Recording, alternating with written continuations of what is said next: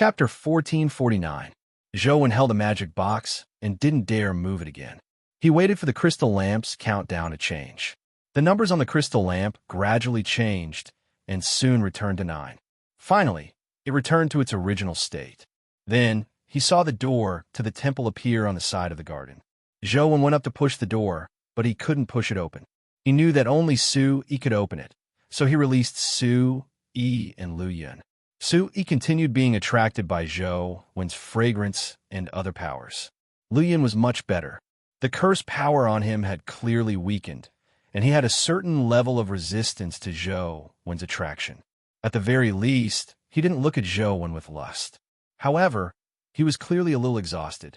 Eldest senior brother, how can I open the door? Zhou Wen made the obedient Su Yi try, but he failed to push the door open.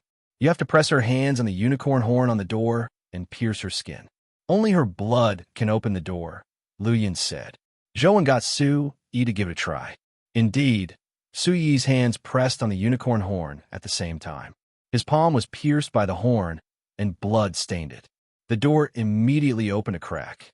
Zhou Wen and company hurriedly pulled Su Yi and teleported out of the temple. After leaving the temple, Zhou Wen transformed into his terror form, preventing the program crew who were searching outside from seeing him. I'll leave the matters here to you. I'll deal with the magic box first, Zhou Wen said to Li Xian before heading for the exit of the Demon Palace. After teleporting out of the Demon Palace, Zhou Wen teleported to the moon. Goddess Supreme, do you know what this is? Zhou Wen brought the magic box to Goddess Supreme Yin's temple. Goddess Supreme Yin's voice floated out from the temple. It looks like a spatial item. Zhou Wen explained the origins of the magic box to Goddess Supreme Yin. After hearing that, Goddess Supreme Yin pondered for a moment before saying, according to the myths and legends, there are two possibilities for the magic box. One is that the magic box itself is a calamity-grade creature, but from the looks of it, it shouldn't be a calamity-grade creature. The second possibility is that there's a calamity creature trapped in the magic box. Once the magic box is opened, the calamity creature inside will escape and cause a huge disaster. In my opinion, the latter is very likely. In that case, there's a high chance that there are dimensional creatures with misfortune attributes inside. Is it possible to use the calamity creatures inside the magic cube to produce mythical fluid, and then give it to little Chan? Zhou Wen asked after some thought. Unless you have the ability to suppress the unknown number of calamity creatures inside, don't even think about it. From the perspective of myths and legends, the calamity creature in the box is probably not an ordinary calamity grade. Furthermore, it's very likely that there is more than one. Otherwise, it would be impossible for it to cause such a huge disaster. Goddess Supreme Yin paused for a moment before saying, besides, I've already said that it's best to use mythical creatures to create mythical liquid. Otherwise, Wang Chan's body might not be able to withstand it. Zhou Wen was immediately depressed as he held the magic box and asked, how do you think I should deal with this? What else can you do? If you don't have enough power to destroy the thing inside, then seal it forever and never try to open it, Goddess Taiyin said. When Zhou Wen heard that, he knew that it was best not to open the box forever. He sent it into the chaos bead and sealed it in a corner. He left the moon and returned to Luoyang with Ya. After returning to his room, Zhou Wen was in the mood to look at the 4 calamity-grade companion beasts he had obtained on his phone. Vulcan Golden Silk Robe, calamity grade, only usable by Maiden of Misfortune Life Providence. War Headband, calamity grade, only usable by Maiden of Misfortune Life Providence. Sun Necklace, calamity grade, only usable by Maiden of Misfortune Life Providence. Underworld God Ring, calamity grade, only usable by Maiden of Misfortune Life Providence. After Zhou Wen read the attributes of the 4 calamity grade companion eggs, he was so depressed that he wanted to vomit blood. These 4 companion beasts were limited to the number of people who could use them. Even if he obtained them, he wouldn't be able to summon them without the support of a special life providence. What a pity! Zhou Wen carefully studied the attributes of the 4 calamity grade companion eggs. They were indeed very good, but unfortunately, he couldn't use them. Wang Chan's life providence has the attribute of misfortune, but she doesn't seem to be a maiden of misfortune. I wonder if she can summon these 4 companion beasts. Zhou thought that he could give it a try when he had the time in the future. However, Zhou didn't plan on going now. Firstly, Wang Chan's current level was too low. It wasn't a good thing for her to have these calamity-grade companion beasts. Secondly, Zhou had a very serious problem to resolve. After obtaining the augmentation of the powers in Pandora, no matter where Zhou went, as long as someone saw him, they would look at him like a beast in heat. Their gazes made Zhou's hair stand on end.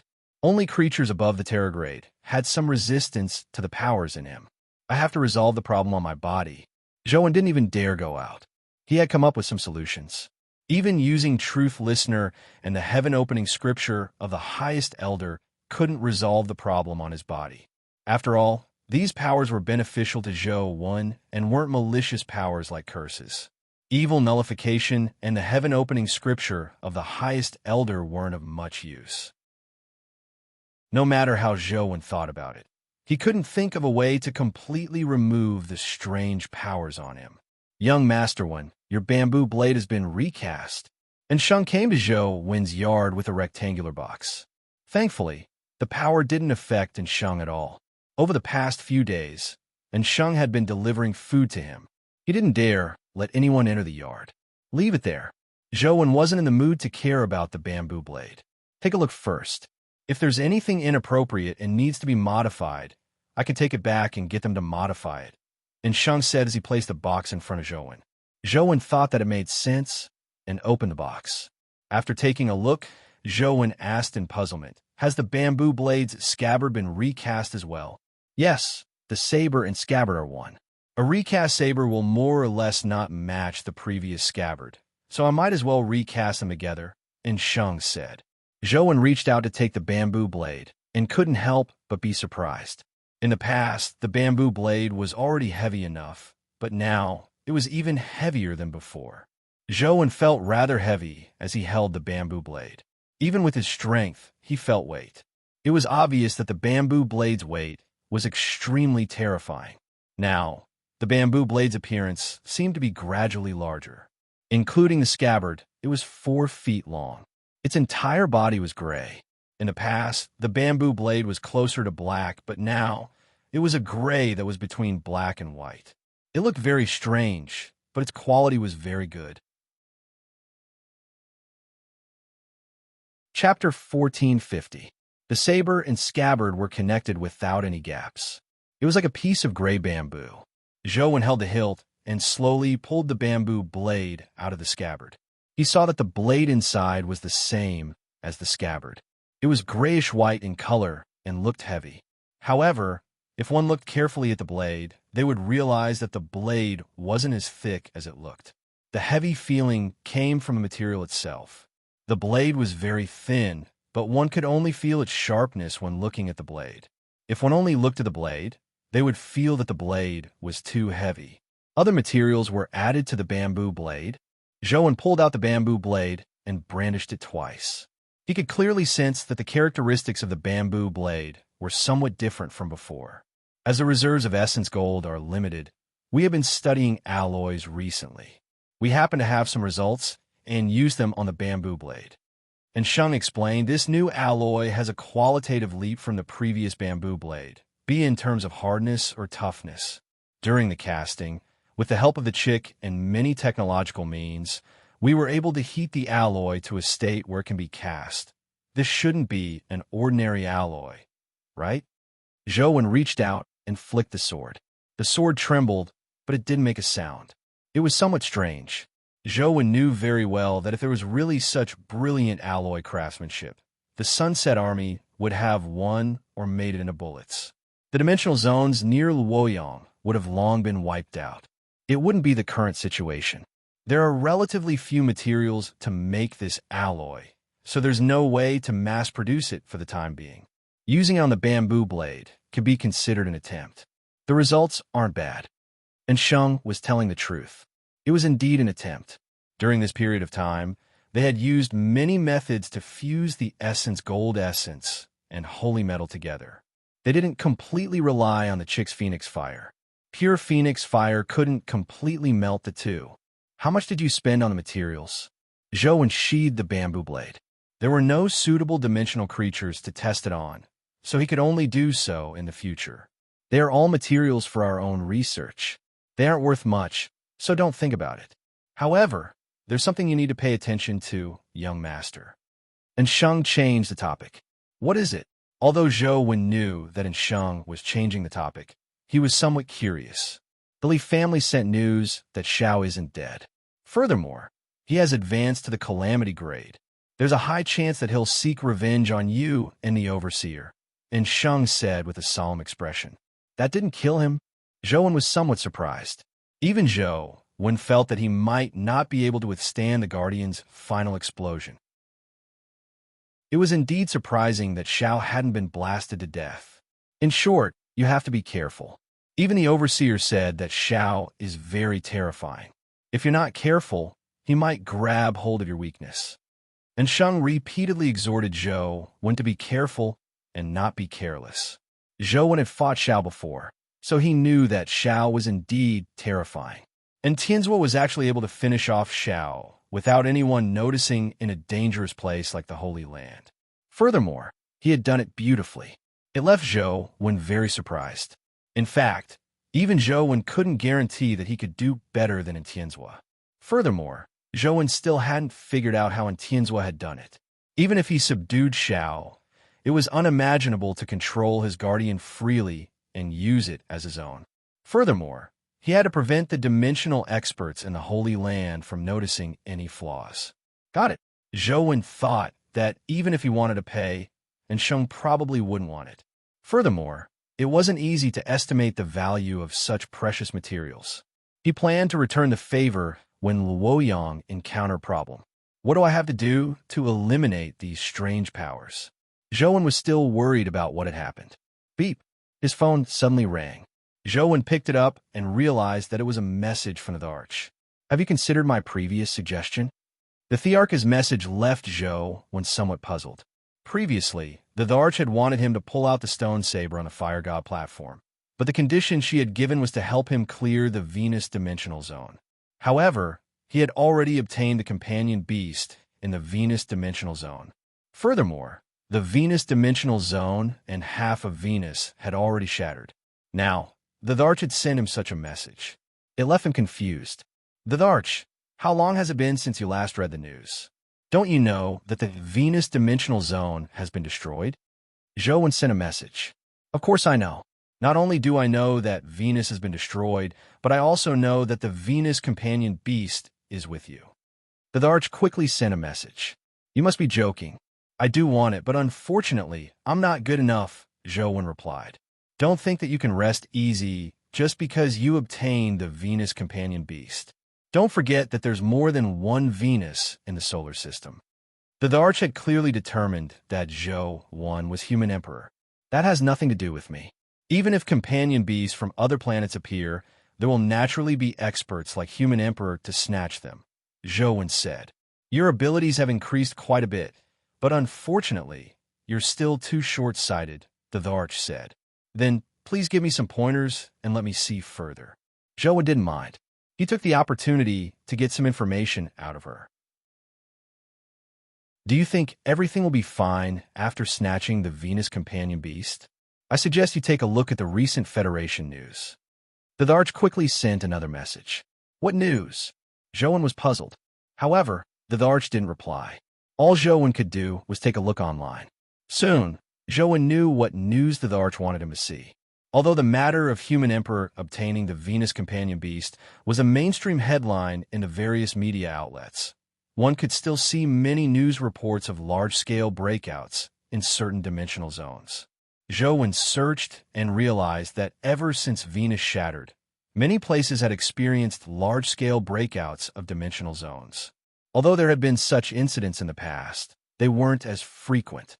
In particular, the frequency at which calamity creatures appeared had increased significantly. Is the recent breakout creature related to Venus? Zhou Wen tried sending another message to the Tharch. What else? The shattering of every star in the solar system will have a huge impact on Earth. If the companion beasts in the sun also appear, It won't be as simple as an impact. If the sun also shatters, it will be a problem if Earth can still be suitable for human survival. The Dharch finally replied. Chapter 1451. Zhou had previously thought of this problem. It wasn't just Zhou. After Venus shattered, many people were worried. If the other stars, or even the sun, had companion beasts, what would happen after they broke out of the star? Ignoring everything else, if there was no sun, humans below the mythical stage would probably find it difficult to survive on Earth. Furthermore, if the sun exploded, the energy produced would have an immeasurable impact on Earth. Even if you obtain all the companion beasts after they are born, so what? The Thearch's message came again. What do you mean? Zhou didn't know what the Dharch was up to. Help me do a few things. I'll tell you how to prevent such a situation from happening, the Dharch said. What is it? Zhou wanted to hear what the Dharch was up to. The first thing is that I've already said it before. I want that stone saber. There are also a few things that I need your help with. Of course, with your stubborn personality, I'm afraid you won't be willing to do it now. It's fine. I can wait. When the planets shatter one by one, you will naturally beg to cooperate with me. The Dharch knew Zhou's character rather well, so she wasn't in a hurry. I sincerely hope to cooperate with you. Why don't you tell me what it is? Zhou still wanted to ask. However, the Dharch ignored him and didn't send him any messages. I'll take it one step at a time. Zhou also knew that the possibility the Dharch mentioned did exist, but there was nothing he could do. Zhou continued studying how to eliminate the strange powers on him. Otherwise, it would be too troublesome. With these things on him, he couldn't hide himself at all. It was impossible to use other identities. From the looks of it, it's impossible to remove them. Is there any way to hide the powers of these fragrances? Just as Zhou was thinking, the mysterious phone vibrated. Could it be that the golden WYRM has finished giving birth? Zhou picked up his phone and realized that it wasn't that the golden WYRM had finished giving birth, but that a fruit on the dead man tree had ripened. The fruit was produced after the metal flower was absorbed. This was the first time the dead man tree had absorbed a creature other than humans. So Zhou had always been looking forward to what kind of companion beast the metal flower could give birth to. Seeing that the metal flower's companion egg had finally matured, Zhou hurriedly looked at its information. Metal seed, mortal, evolvable, strength, 11 speed, 11 constitution, 11 essence energy, 11 talent skill, metal evolution. Companion form, ring. Ring-type companion beasts are rather rare, but what does metal evolution mean? Zhou studied the annotation and only knew that it was the ability of a metal life form's evolution. He didn't know what this evolution referred to. He hatched it and summoned the metal seed. Then a purple metal seed appeared in Zhou's hand. This seed was only the size of a quail egg. It was covered in blood-colored patterns, making it look beautiful and mysterious. However, this thing seemed to be a dead object. It couldn't move, nor did it have any offensive or defensive abilities. Zhou studied it for a long time, but failed to discover any use for it. After transforming the metal seed into a ring form, a purple metal ring appeared on Zhou's left pinky, but he didn't feel any special effects. Looks like I'll have to wait for it to advance to a higher level before I know what its use is. Zhou attempted to use essence crystals to mature the metal seed, but he realized that it was useless. The metal seed didn't absorb essence energy.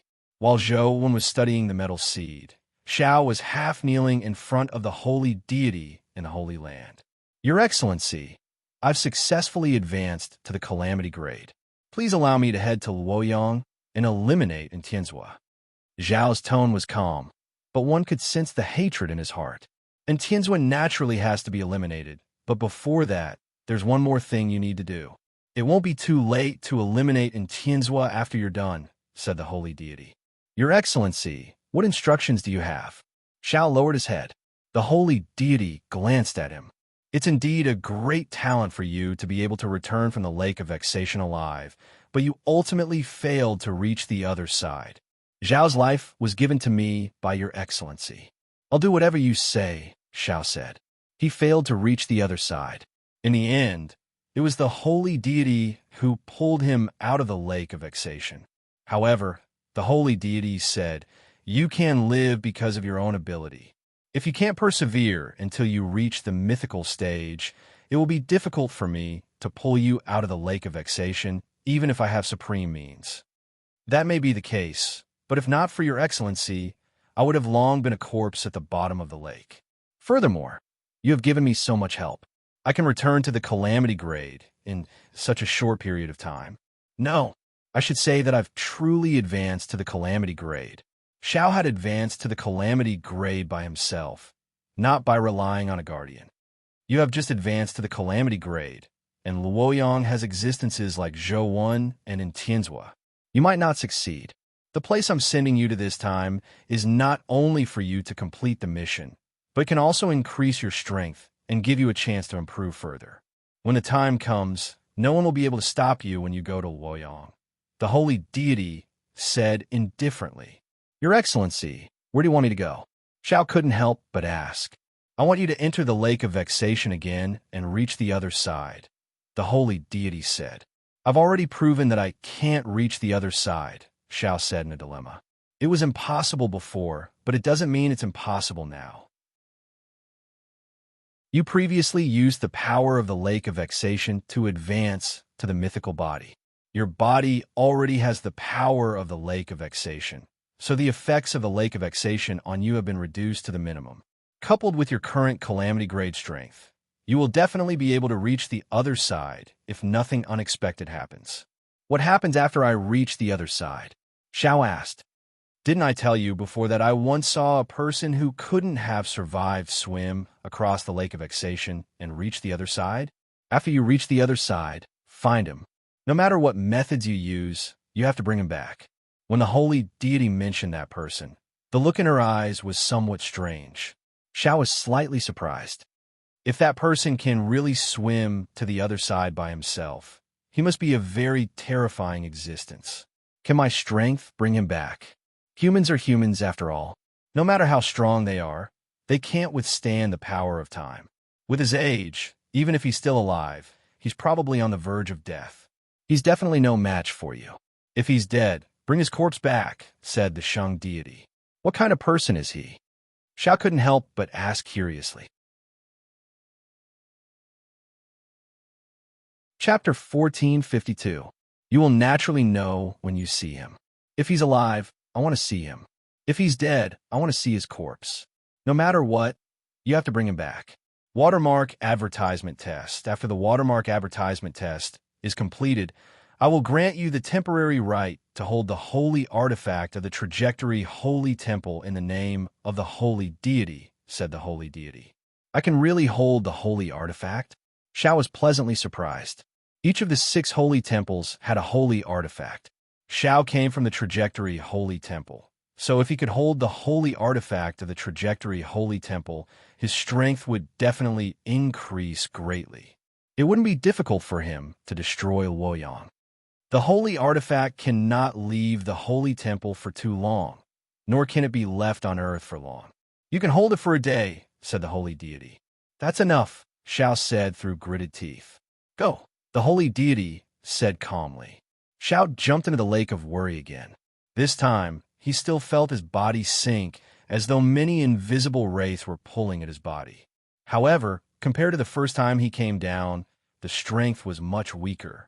Xiao swam forward with all his might, preventing himself from sinking into the bottomless abyss. The world was filled with worries. It was easy to break bones and desire peace. If a person didn't have any desires, they wouldn't have any worries. However, humans were ultimately humans. If they didn't have any desires, what was the difference between living and walking corpses? It was impossible for everyone to not have worries. With worries, it was impossible to swim across the lake of worry alive, much less reach the other shore.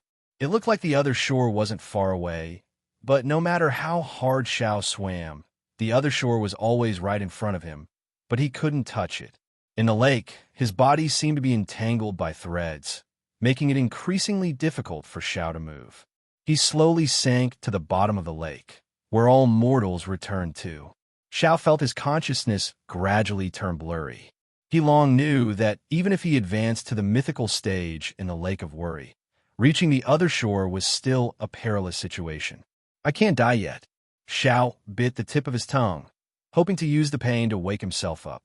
However, this method was clearly useless. He bit the tip of his tongue, but he only felt numb. Blood seeped out from the corner of his mouth, but he didn't feel anything. Still can't cross. The holy deity watched Xiao sink to the bottom of the lake from afar and couldn't help but frown. Many powerful creatures found it difficult to swim across the lake of annoyance. Even dimensional experts were no exception.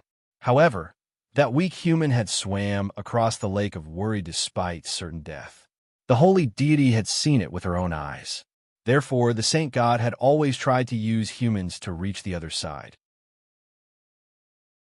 Xiao was not the first person to try, and he would not be the last. What a pity! This person's talent and will are among the best among the holy disciples. With Zhao's current position, even the Shang god could not pull him back. Thus, the Shang god felt that it was a pity, but it was just a fleeting thought. After all, he was just a human.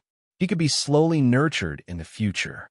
If one died, more holy disciples would appear in the future. He had all the time in the world to wait. Seeing that Xiao was about to sink to the bottom of the lake, the Shang deity was about to turn around and leave when she suddenly saw Xiao struggling desperately in the lake. Xiao, how can his consciousness be so pure? Can hatred really make a person so pure? The holy deity looked at Xiao, who was swimming back to the other shore in astonishment. But other than that, he couldn't think of any other power that could make Zhao's mind so pure. In Zhao's mind, some deeply sealed memories were awakening bit by bit. On the grass in the suburbs, two children were wrestling with each other. I'm the strongest. I'm the strongest. While the two children were tearing each other apart, a tall and thin middle-aged man passed by and watched with interest from the side. After watching for a while, the middle-aged man seemed to find it a little boring. His figure suddenly flashed, and the two children who were wrestling with each other were picked up by the collar with each hand. Who are you? What do you want? Let me go.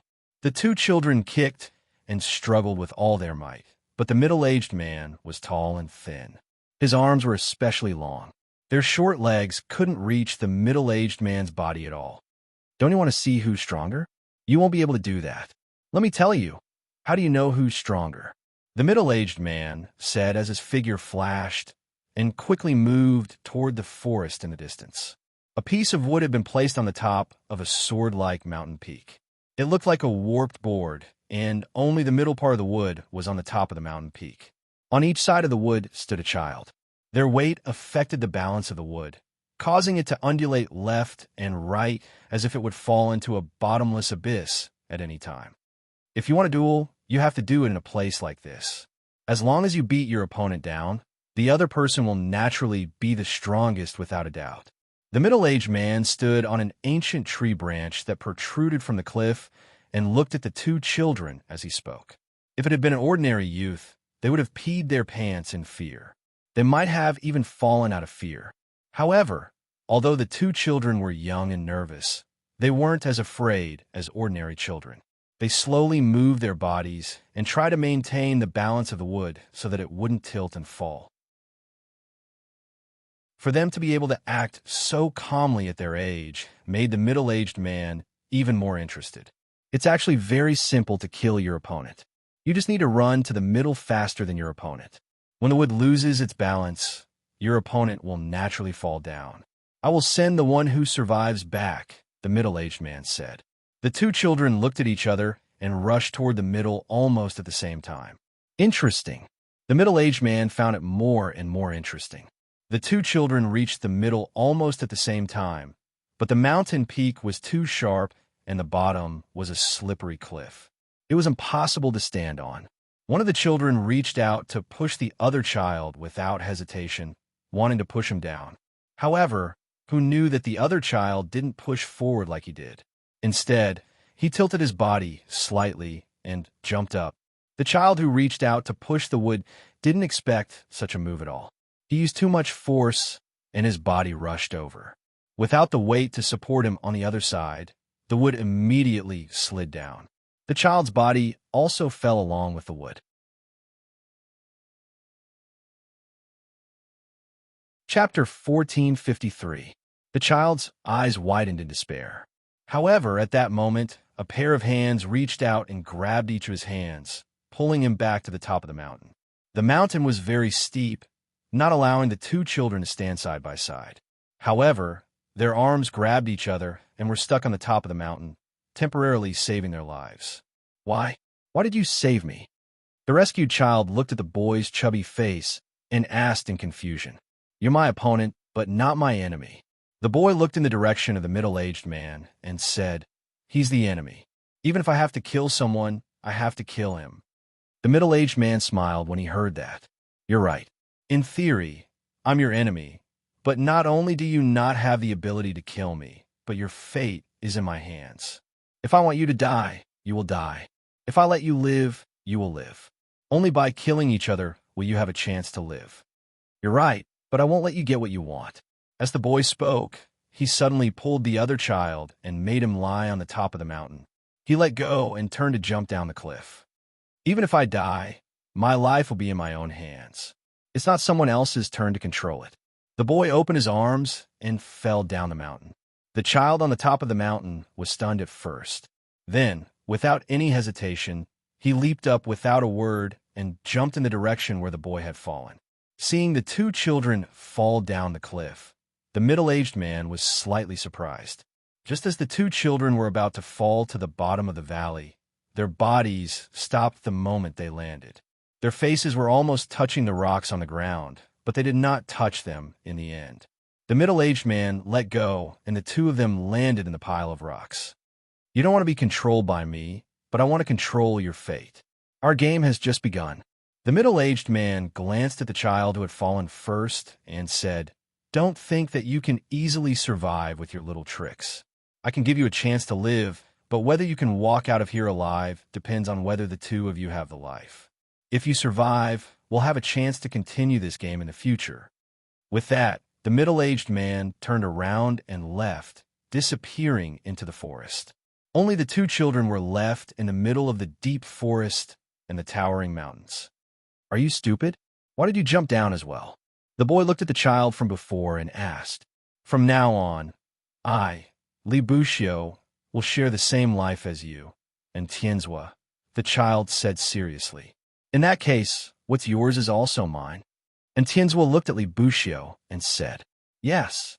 Li Buxiu nodded. Since it's all mine, can I change my name? I don't like the name Don't Cry. I haven't liked it for a long time, and Tianzua said. What?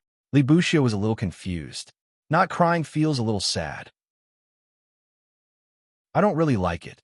How about this? Not crying is a smile. I'll call you Li Xiao. In the future, when there's no one else around, I'll call you Li Xiao, and Tianzua said with a smile. Li Buxiu raised his eyebrows and said angrily, I don't like your name either. I'll call you Tianyu from now on. And Tianzua climbed up from the rubble and looked at the distant mountain forest. It's good that the heavens are protecting us. I hope the heavens can bless us. 4 days later, someone found 2 dying children on the mountain path. They were covered in wounds and were being bitten by a pack of wild dogs. They were almost out of shape. One of the children was protecting the other with all his might. His entire back was a bloody mess for being bitten. He did not move until he fainted. Live. Only by living can we have a chance to make the enemy pay. The person who saved them heard one of the children gnashing his teeth as if he was sleep-talking in his sleep. I must swim over. Xiao swam forward with all his might. There was no other thought in his mind. He only knew that he had to go over. The shore that seemed to be shrouded in fog and could not be approached no matter what seemed to be gradually getting closer. The Sheng deity watched Zhao's figure disappear into the fog on the other shore and muttered to herself, He really went over. There's finally hope to bring him back. The flowers were like a sea, a boundless sea of flowers. Xiao climbed ashore and knelt among the flowers, gasping for breath. The places where his body touched the flowers quickly regained their vitality. His body, which had been overdrawn, actually recovered to its best state in the blink of an eye. Xiao felt his body brimming with vitality, as if he had been reborn. He stopped panting and sized up the flowers with a strange expression. Only then did he discover something strange. The flowers here had no stems or leaves. The flowers grew directly on the ground and covered the entire land. There was no end to them. Everywhere he looked, there were only flowers and flowers. Xiao walked on the sea of flowers and had a strange feeling. It was as if his nerves were connected to the flowers. When he stepped on the flowers, he could actually feel the pain of them being trampled on. This feeling was very strange. It was like he was one with heaven and man, as if he had become one with nature. Perhaps this strange power was working. Xiao seemed to sense something and walked in a direction. After walking for a short while, he saw an old man lying among the flowers with shackles on his body. The old man's hair and beard were all white. His body was bound by shackles. From the material of the shackles, it was obvious that they were made of sacred metal. The old man looked like he had 1 foot in the grave. Many flowers grew on his body as he hid in the sea of flowers. It looked like he was going to become a part of the land. This kind of scene was incomparably strange. Even Xiao, who was experienced and knowledgeable, shuddered with fear. It was a horrifying experience for a living person to have a parasitic flower on his body. "Who are you?" The old man did not speak, nor did he make any sound. He could not even open his eyes, but Xiao could sense what he was saying. Just like how Xiao could sense the emotions of the flowers, he could also sense the information from the old man's brain through the flowers. "Old man, I'm Li Xiao. You really are here." Xiao squatted down and brushed away the hair and flowers on the old man's face. After carefully looking for a while, he was immediately overjoyed. "Xiao!" The old man stretched out his hand with great effort, wanting to touch Xiao's face. Many parts of his arm had already grown flowers, so it was quite difficult for him to move. Xiao quickly held his hand and put on his face. He continued, "Old man, it was Tianyu who asked me to come to you. Don't worry, we will definitely save you." "Xiao, it really is you." When the old man heard Xiao say the word Tianyu, he was instantly overjoyed. This was because only one person would call in Tianzhua that. The old man struggled to get up, but his body seemed to be mostly paralyzed. He could not stand at all. Xiao wanted to help the old man up, but the old man said, "It's too late. I'm already at the end of my life. If it wasn't for that thing, I would have died a long time ago. Xiao, there's something you have to help me bring to Tianzhua. No matter what, you have to personally give it to him."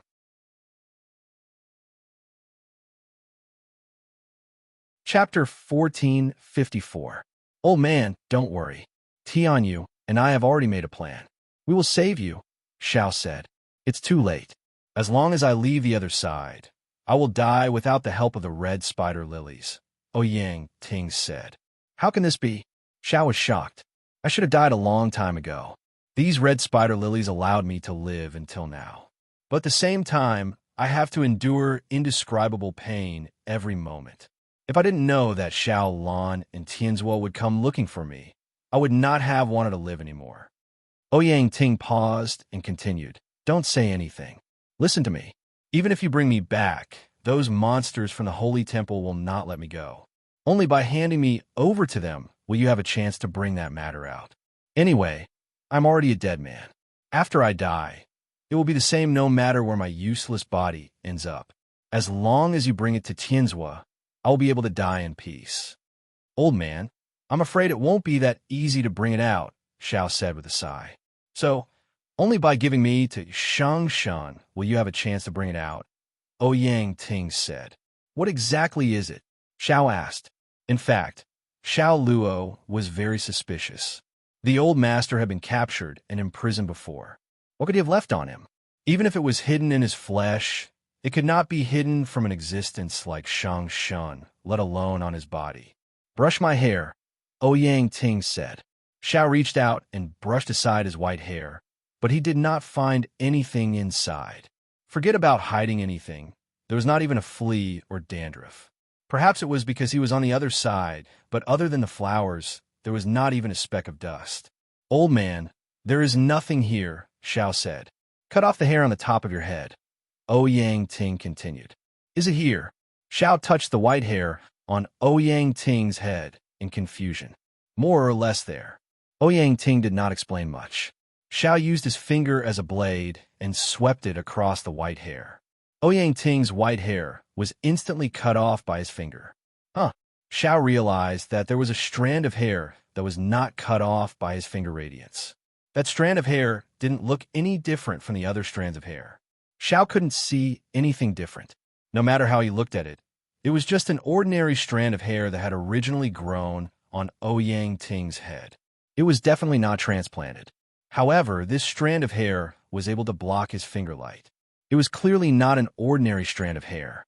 Now, Xiao suddenly understood why the Shang god had not discovered the problem with this strand of hair. It was because the Shang god had been too confident. He had thought that he had seen everything clearly, but he had never imagined that there would be a problem with Ouyang Ting's strand of hair. See? Pluck it out and keep it well. Bring it to Tianzhua, Ouyang Ting said. Xiao nodded and plucked out the white hair. This strand of hair was extremely tough. When Xiao Luo plucked it, he pulled it out along with the roots. Even the hair follicles were pulled out, and drops of red seeped out. However, because of the effect of the flowers, it was quickly repaired. Old master, is there anything else you want to pass on to Tianzhua? Xiao asked again. Tell Tianzhua to take good care of his mother and little Jing. Ouyang Ting, owe them too much in this life. If they don't mind, I can reincarnate as their child in my next life. Ouyang Ting sighed softly. How are you repaying a debt? This is collecting a debt, right? Xiao was speechless. Ouyang Ting smiled and said, Be it repaying a debt or collecting a debt, as long as there is fate, even if it is ill-fated, it is better than being strangers. Old master, don't be so tragic. As for you, just wait here. We will come up with a plan later and rescue you, Xiao said. Ouyang Ting shook his head. I've said everything that needs to be said. Those who deserve to die will only suffer endless pain if they continue living. Just help me bring it to Tianzhua. Furthermore, without me covering you, it's impossible for you to bring the hair out. Old master, is there anything else you need me to tell you about this strand of hair? Xiao asked again. There's no need. That strand of hair will naturally have its use in the right hands, Ouyang Ting said. All right then, old master, just bear with it here. Very soon, I will think of a way to rescue you. Xiao put away the hair, put Ouyang Ting down, and prepared to leave. No, without me, those monsters from the holy temple will not let you go. You won't be able to escape their surveillance with that thing, Ouyang Ting said anxiously. I have my ways. Furthermore, that thing is ultimately a worldly possession. Even if you don't have it, you have to keep your life, Xiao said. No, absolutely not. That thing concerns the future of Earth and the lives of billions of people.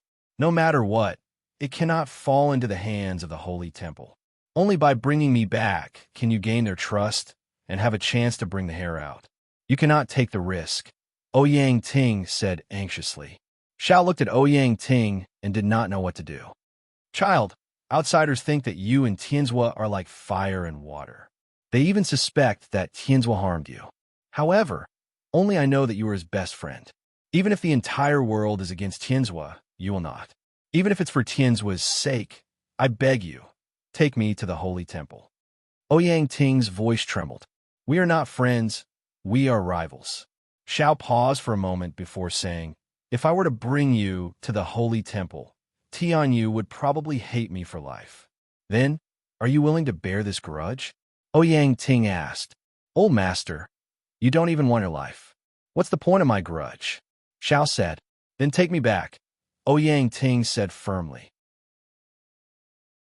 Xiao Chun bowed to Ouyang Ting 3 times before picking up Ouyang Ting's body from the bushes. Old man, let's go. Zhou studied it for several days and thought of a way to conceal the fragrance on his body. However, the invisible temptation didn't change much. He could only restrain it a little, but he couldn't remove it.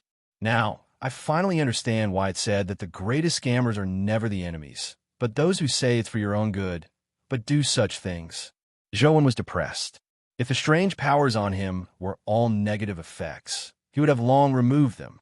However, these strange powers were judged to be beneficial to him, so it was very difficult to remove them. Just as he was thinking about what he should do next, Zhou suddenly frowned and used the sky-stealing, sun-swapping teleportation method. The coordinates were the companion egg he had left with Tsukuyumi because he sensed that the companion egg had been injured.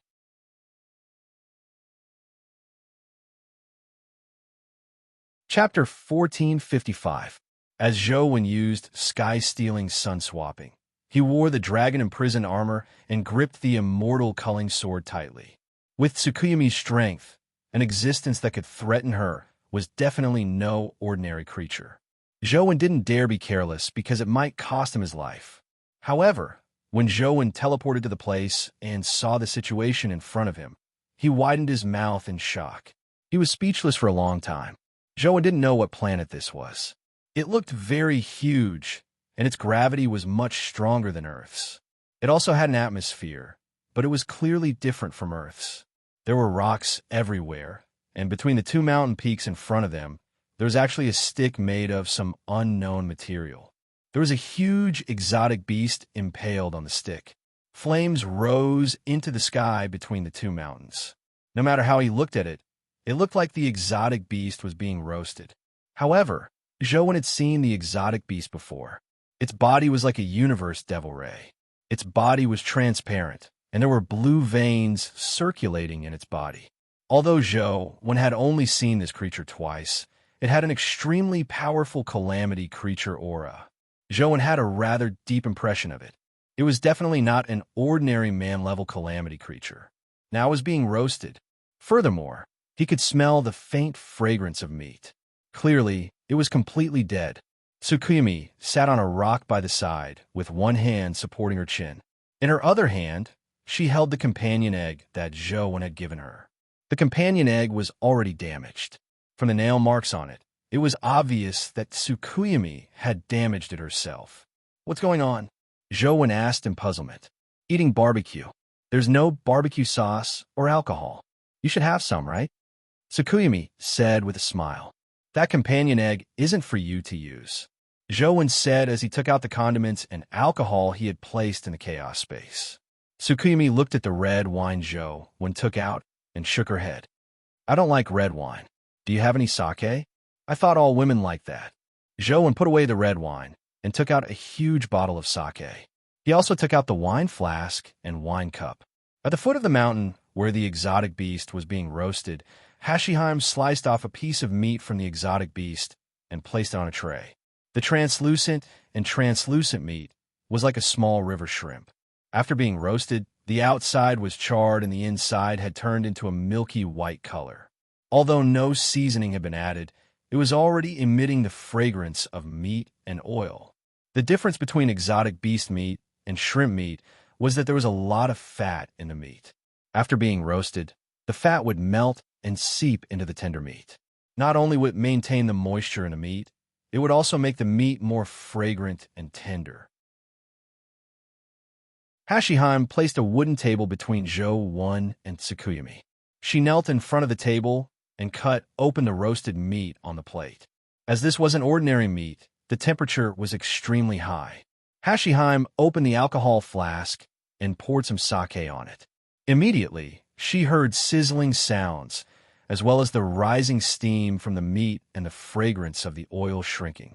When the temperature of the meat dropped to a certain level, Hashiheim began to sprinkle seasoning. After cooking the roasted meat, Hashiheim placed the cups and poured wine for Zhou and Tsukuyumi before waiting by the side. "Thank you for the wine." Tsukuyumi held the moist, jade-like wine cup and covered it with her sleeve. She downed the wine in the cup and smiled at Zhou before placing the cup on the table. "Thank you for the meat." Zhou raised his cup and downed it in one gulp. Hashiheim, who was kneeling in front of the table, picked up the alcohol flask and filled their cups. "Try it and see if it's delicious," Tsukuyumi said. "Then I won't stand on ceremony." Zhou was really a little hungry. He took the chopsticks Hashiheim handed him and picked up a piece of roasted meat to put into his mouth. Zhou had heard that in ancient times, there were immortals who cultivated to a certain level. They didn't need to eat or drink. Zhou felt that it was just a gimmick to scare people. The higher the evolution of a creature's body, the stronger the power it could unleash and the more energy it needed. it would only eat more. Of course, it wasn't necessarily food. Those immortals might also have higher-level food, such as concentrated essence energy liquid. After all, Zhou didn't have the ability to go without food. Although he could go without food for a long time, it would expend the energy he had accumulated. It wasn't beneficial. When the roasted meat entered his mouth, he bit into it and immediately felt the juices seep out.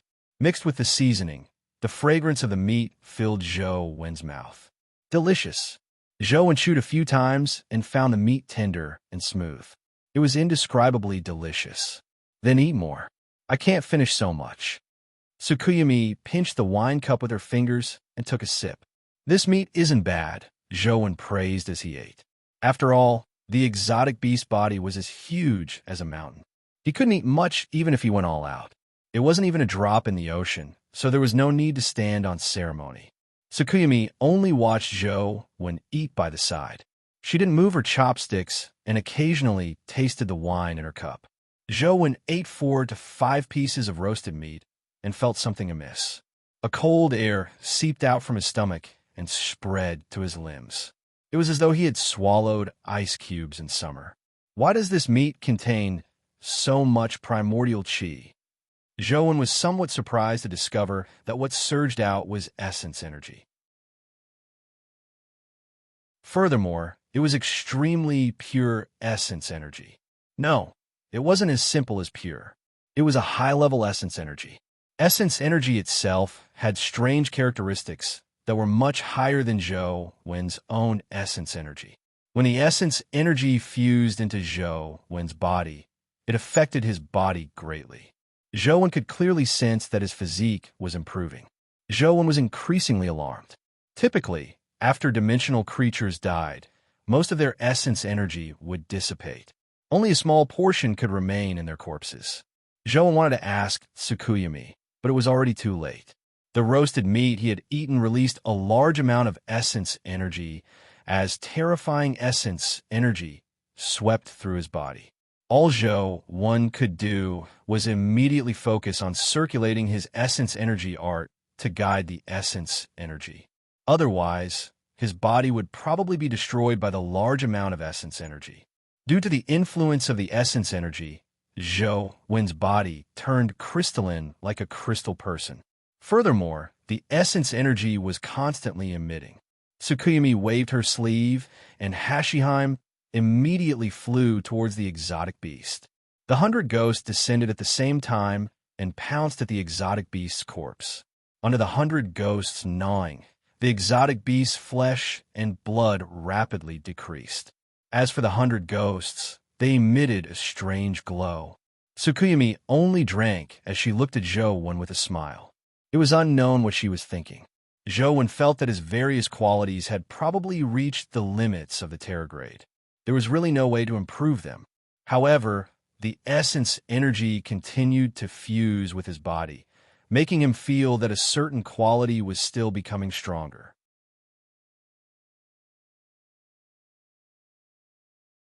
Chapter 1456.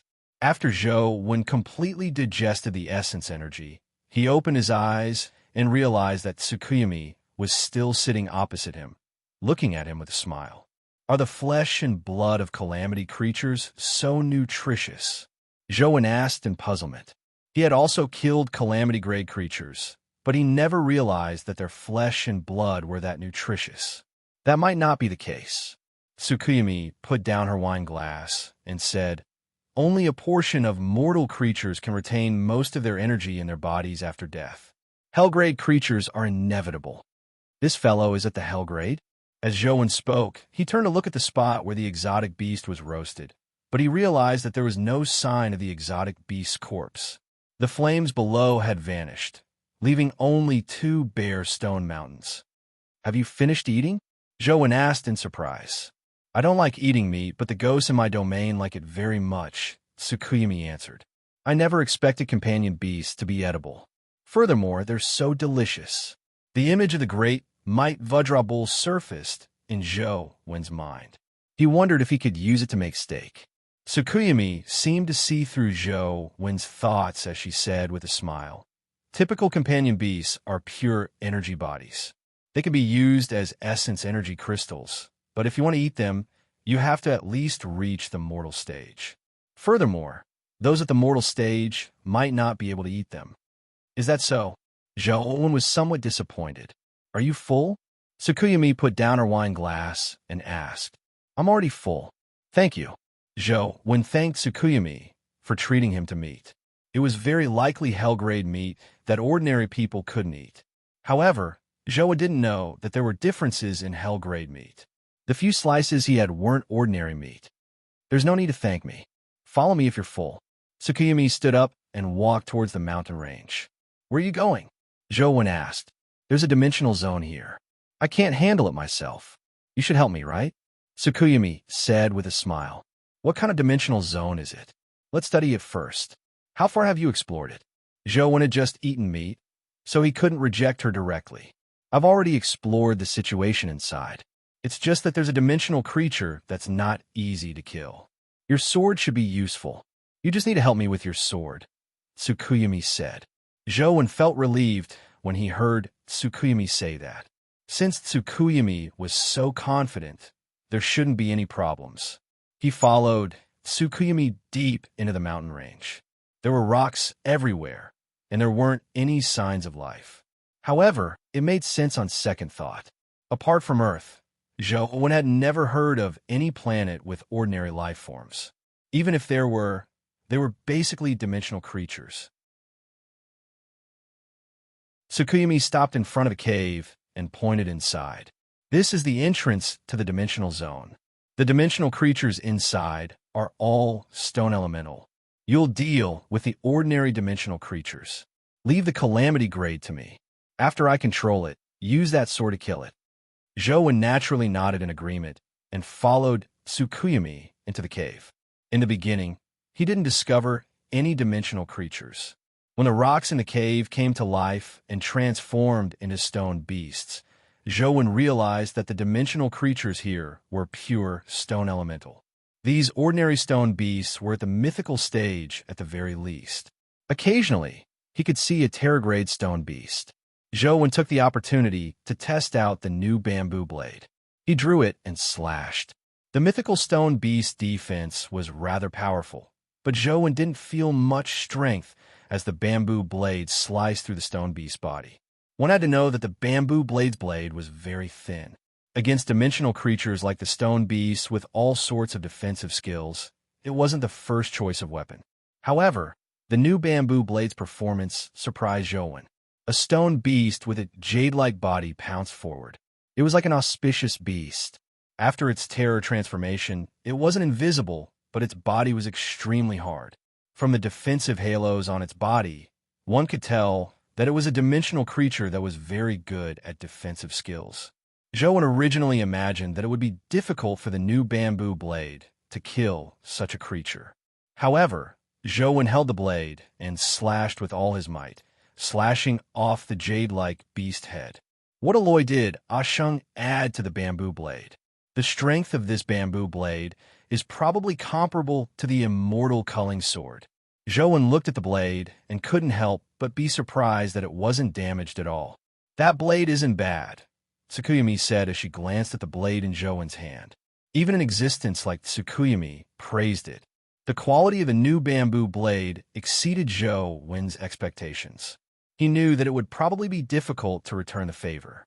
After slicing open the terror-grade stone beast's body, he discovered a stone egg. Zhou took out the stone egg and looked at Tsukuyumi.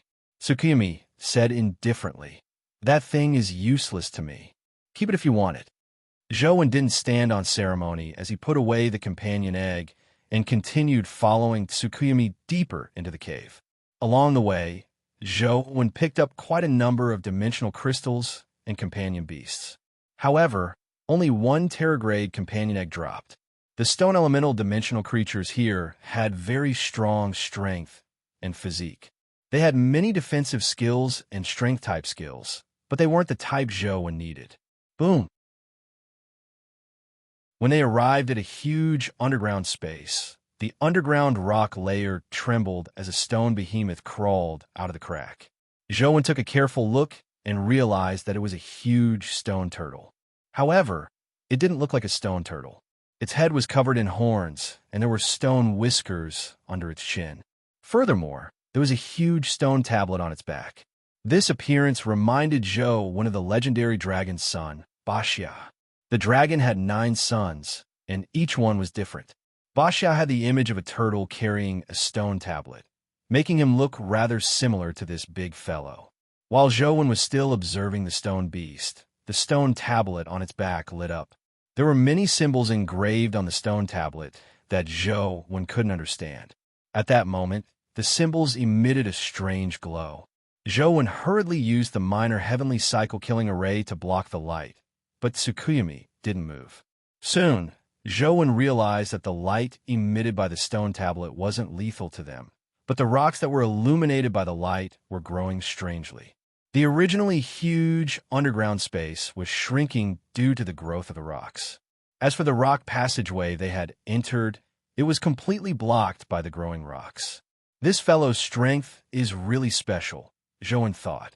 Tsukuyumi's 100 Ghost domain had already been activated as the surroundings seemed to turn dark. Only Tsukuyumi's body emitted a holy light like the bright moon. One by one, the ghosts appeared in the cave and charged at the stone beast.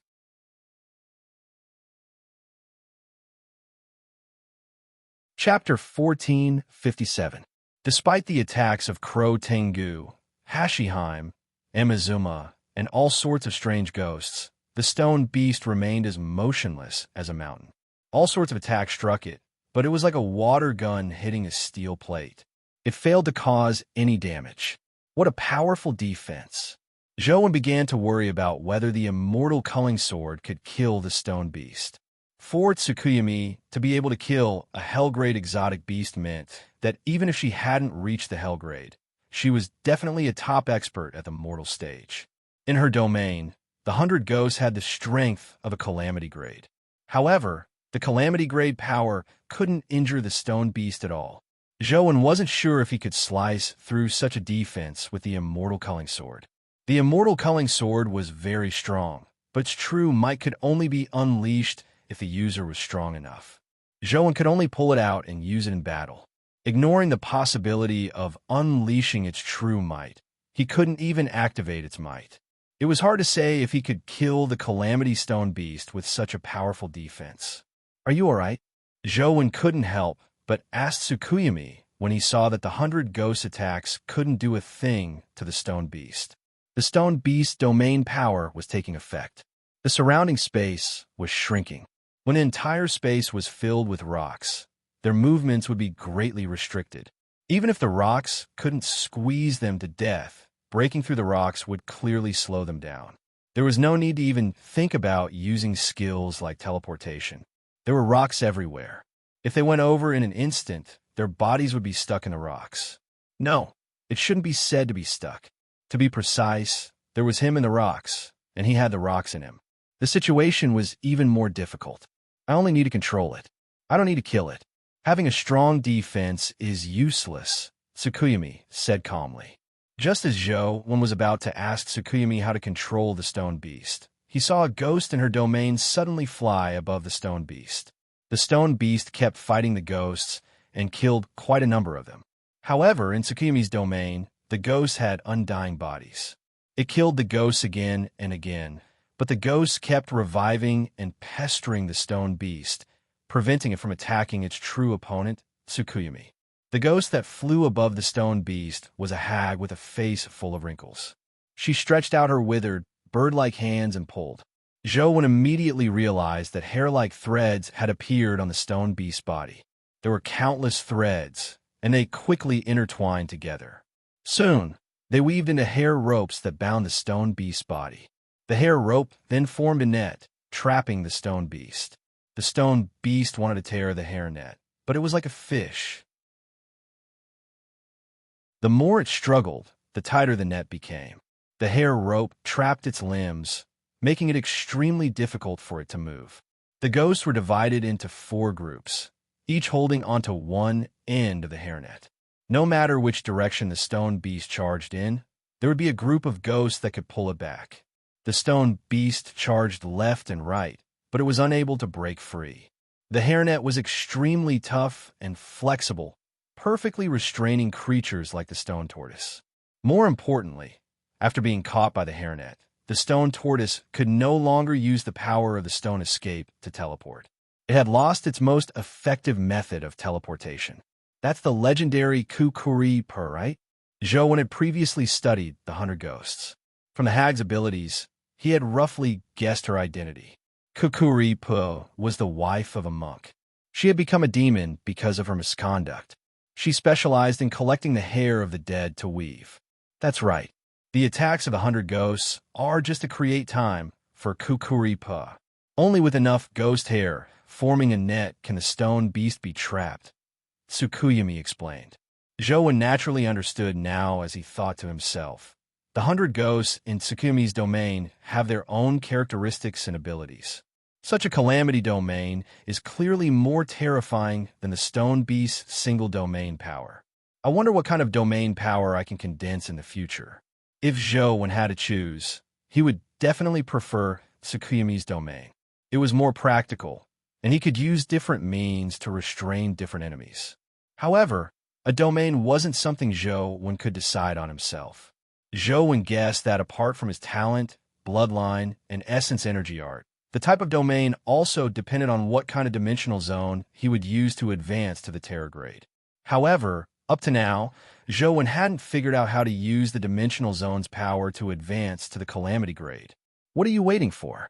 Now, let's see if your sword can kill it, Tsukuyumi reminded Zhou when she saw him standing there in a daze.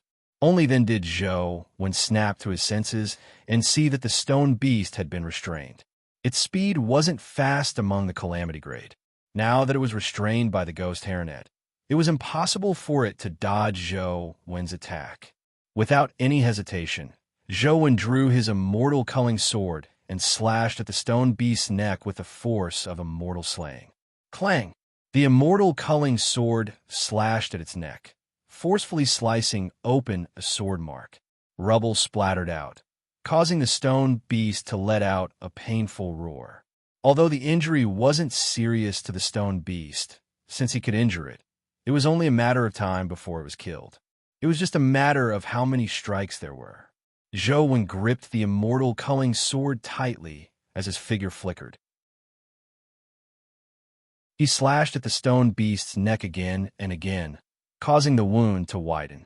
After all, the stone beast was a dimensional creature that focused on physical attacks. It couldn't use stone escape to close the distance, so it could only be ravaged by Zhou. This fellow's defense is really terrifying.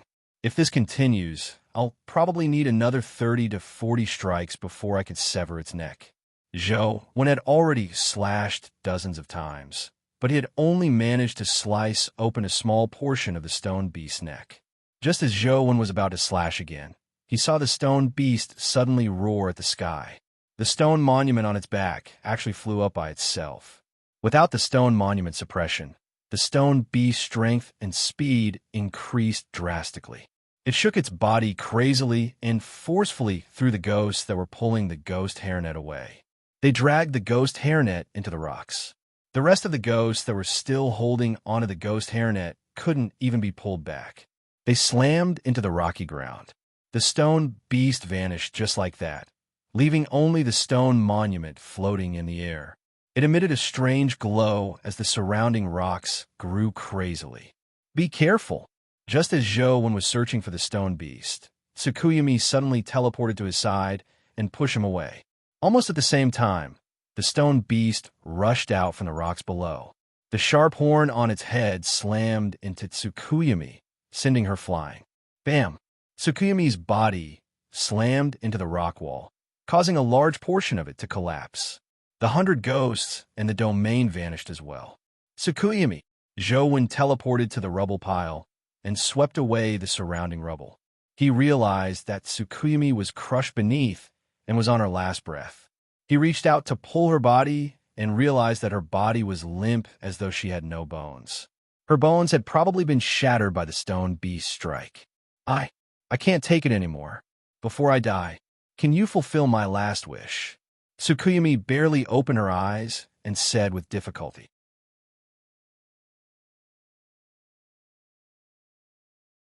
Chapter 1458.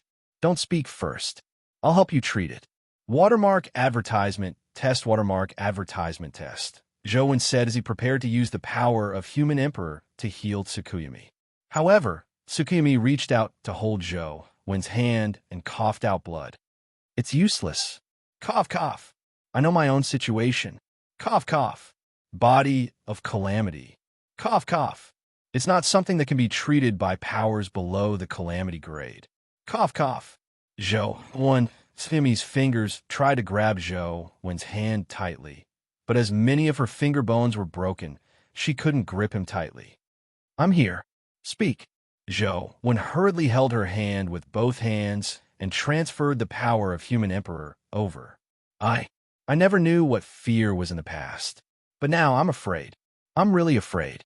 Tsukuyumi's face was pale as her breathing was weak. Her lifeless eyes were filled with fear. You humans have the saying of reincarnation. There could be an afterlife. Cough, cough. But creatures like us have no family or friends. We have no connection with this world. Once I die, I will truly vanish into thin air.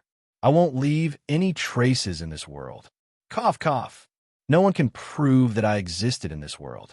It's as though I'm an illusion that doesn't exist. I'm really afraid. I'm afraid. I don't know if I really existed. Cough, cough. Or my existence was originally just a meaningless dream. No, you really exist. Joen felt that Tsukuyumi's vitality was getting weaker and weaker. Even if he injected the power of human emperor into her body, it was useless. It was difficult to prevent her vitality from weakening. Joen, you humans won't understand. I'm not afraid of death, but I'm really afraid. I'm afraid that I'll be completely forgotten by this world. Can you help me leave something in this world, even if it's the most trivial thing? Tsukuyumi said intermittently. From the looks of it, her mind was beginning to blur. Her eyes seemed like they would close at any moment. Tell me, what should I do? Joen hurriedly asked. To be able to die in the arms of the person I love. I should be satisfied. Ahem, but I'm still a little greedy. I want more. I want to leave something in your life. Am I too greedy? Tsukuyumi felt as though she was about to suffocate a few times. No, humans are greedy to begin with. Since you are greedy, it means that you're already someone like me, Joen said with a sigh when he saw that Tsukuyumi's situation wasn't looking good. I'm really happy to hear you say that. Cough, cough. Only you are willing to treat me as a person. If possible, I want to die as a person like you, as your wife, even if it's only in name. Cough, cough. Even if there are no traces of my existence anywhere in this world, at the very least, I'm still Mrs. Zhou. As Tsukuyumi spoke, she constantly coughed out blood. Joen was slightly taken aback. He never expected the monthly student to make such a request. I'm sorry. I made things difficult for you. I'm ultimately an anomaly. How can I be qualified to be your wife? I'm not worthy of being Mrs. Zhou. Sorry, I shouldn't have said this. Tsukuyumi's voice gradually weakened as her vitality was on the verge of extinction. No, of course you. Joen felt a little upset. He felt that he shouldn't have let Tsukuyumi die like this as he hugged her tightly. Don't say it. Use your human method. Tell me the answer. It's also the final farewell. Tsukuyumi closed her eyes and pursed her blood-stained lips slightly. Joen had mixed feelings. Seeing Tsukuyumi's pale face like blood that was about to wither in the rain, he couldn't help but feel pity for her. He lowered his head slightly and was about to press his lips on hers. Roar! Just as Joen lowered his head, for some reason, the stone beast that hadn't charged over suddenly roared and charged over. It descended from the sky like a huge meteor that could destroy a planet. Joen had no choice but to teleport with Tsukuyumi in his arms and dodge the stone beast's attack. I can't take it anymore. Tsukuyumi's breathing quickened as though her throat was about to be clogged. No! Joen hugged Tsukuyumi and reached out to stroke her hair. Roar! The stone beast roared at the sky again, but this time it didn't pounce over. The stone monument that had been floating in the air suddenly shimmered with runes. Beams of light shot into the rock, and stone pillars protruded from the surrounding stone walls and ground, constantly bombarding Zhou from all directions. Zhou constantly teleported, but the stone pillars were almost everywhere. Just as Zhou appeared, a large number of stone pillars bombarded him, giving him no time to stop. I, Tsukumi said, "I" a few times, but because Zhou constantly dodged the attacks of the stone beast and stone pillars, she failed to continue. She seemed to be about to die at any moment, but she didn't manage to do so. Zhou teleported again. Tsukuyumi, who was about to speak, was interrupted again. Her face flushed red as she suddenly broke free from Zhou's embrace. Her body floated in the air as her long hair fluttered in the wind. Her body emitted a terrifying moonlight as her eyes stared at the stone beast like cold moons. Die! Tsukuyumi gritted her teeth in extreme anger. With her angry voice, the calamity domain spread out again. The surroundings turned dark as she stood in the sky like a bright moon. Countless ghosts appeared under the moonlight. Crack! Crack! The stone pillars that rushed out were shattered by the ghosts.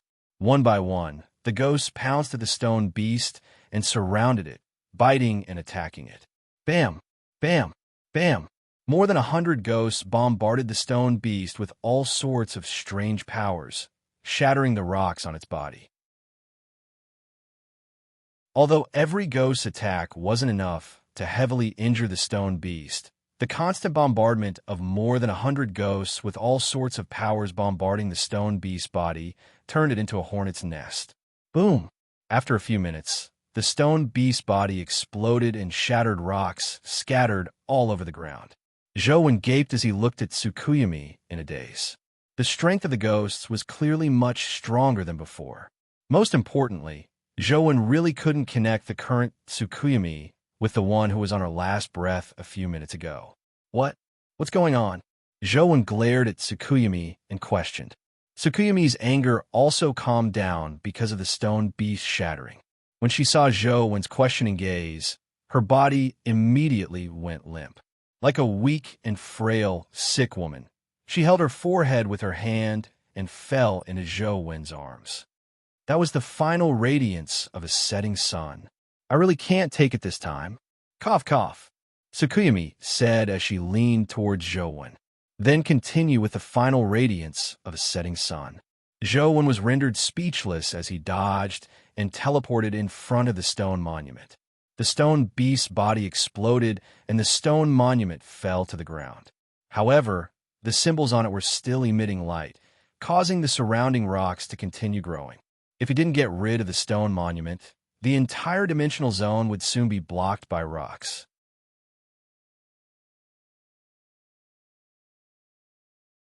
Chapter 1459. Tsukuyumi twisted her waist and turned around, preventing herself from falling. However, she felt extremely depressed. If the stone beast had broken through the restraints she had set up a little later, she would have succeeded just as she was about to. Now that she had failed, she felt somewhat indignant. Zhou pulled out the immortal culling sword and slashed at the stone monument, leaving a mark on it. However, the mark instantly healed as though it had never been injured. What's engraved on the stone monument is its eternal and indestructible achievements. No power can erase it. Even the power of a zenith heaven golden immortal can't, Tsukuyumi said as she walked over.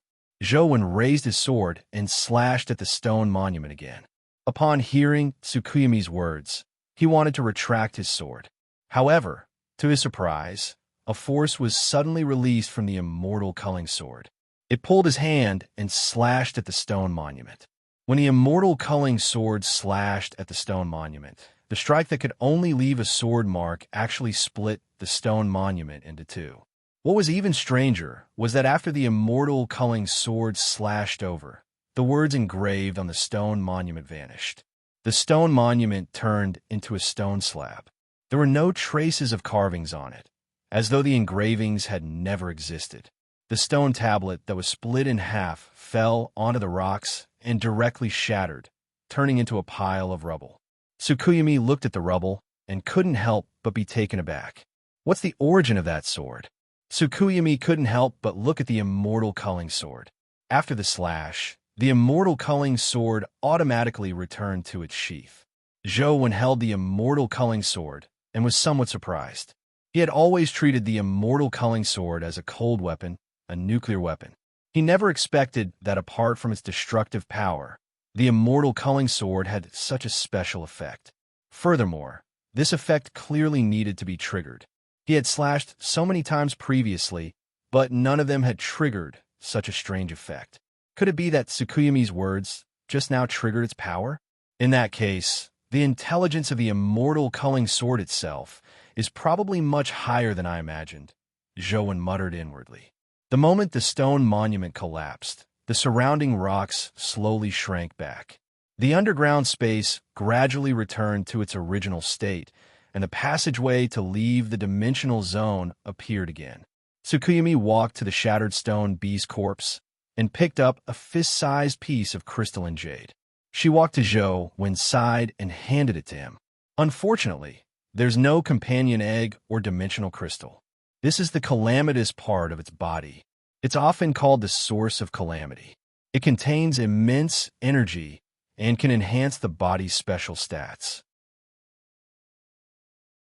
Zhou reached out to take the calamity-transformed jade, looked at it, and threw it back to Tsukuyami. I was just joking. Are you still angry? Tsukuyami said as she caught the source of disaster. This should be your food, right? I can still survive without it, but you won't be able to survive without it, Zhou said. Are you concerned about me? Tsukuyami's eyes were filled with joy. I just don't want to see you die. Zhou turned around and headed for the dimensional zone's exit. Tsukuyami smiled, put away the source of disaster, and floated after him. Zhou didn't say a word along the way. After leaving the dimensional zone, Tsukuyami said, there are some beautiful stars nearby. Furthermore, there shouldn't be any other creatures for the time being. Do you want to take a look? There's no need. I still have matters to attend to. Zhou rejected Tsukuyami and was about to teleport back to Earth. Tsukuyami was somewhat disappointed, but there was nothing she could do. All she could do was watch Zhou leave and sigh inwardly. Don't destroy it again. This is the last one. Zhou turned around and threw a companion egg with a sky-stealing, sun-swapping mark to Tsukuyami before teleporting back to Earth. Tsukuyami caught the companion egg and was taken aback. After a while, a smile appeared on her lips as she muttered to herself, the humans and the ancients really didn't lie to me. Reading is still useful. After Zhou returned to Earth, he took out his phone to look at his stats. Indeed, he realized that his 4 basic stats had reached 99 points. That wasn't all. The spatial attribute among his special stats had also reached 99 points. This was the first time Zhou's special stat had reached the maximum value of its current level. The source of disaster actually has such benefits. I have to think of a way to obtain some in the future. Zhou tidied up his companion beasts again. Recently, he had grinded dungeons and obtained quite a number of companion eggs. He had 4 mythical golden battle god halberds and 3 terror-grade golden battle gods. Zhou suddenly realized that companion eggs with the words golden battle god seemed to drop especially easily. The other mythical and terror-grade ones weren't that easy to drop. Zhou looked at the stats of the terror-grade stone beast companion egg that he had just obtained. Indeed, it was a companion beast that had both strength type and defense type. It was an armor companion, but he didn't lack such companion beasts. The stone beast stats were slightly inferior to imprisoned dragons, so imprisoned dragon was still more useful. Should I sell it? Zhou thought for a moment and decided to give this batch of stone beast eggs to Ensheng and let him make the arrangements. For the new bamboo blade to have such an effect, the materials used were definitely not simple. The value of this batch of stone beast companion eggs was far from enough, but such defense-type armor companion beasts could save the lives of many soldiers. What's the use of this metal seed? Don't tell me I have to bury it in the ground? Zhou played with the metal seed companion beast. He had studied it for a long time, but he didn't discover how to make it grow. Thinking of the metal flower's might on Venus, Zhou felt that it was a waste to leave it there. He had to figure out how to advance it. After some thought, he felt that he really needed to plant a metal flower. Therefore, Zhou dug a hole in his yard and buried the metal seed to see if he could plant a metal flower. After placing the metal seed down, Zhou specially poured some water on it, but he didn't discover any reaction. It shouldn't grow that quickly. I'll wait a few days.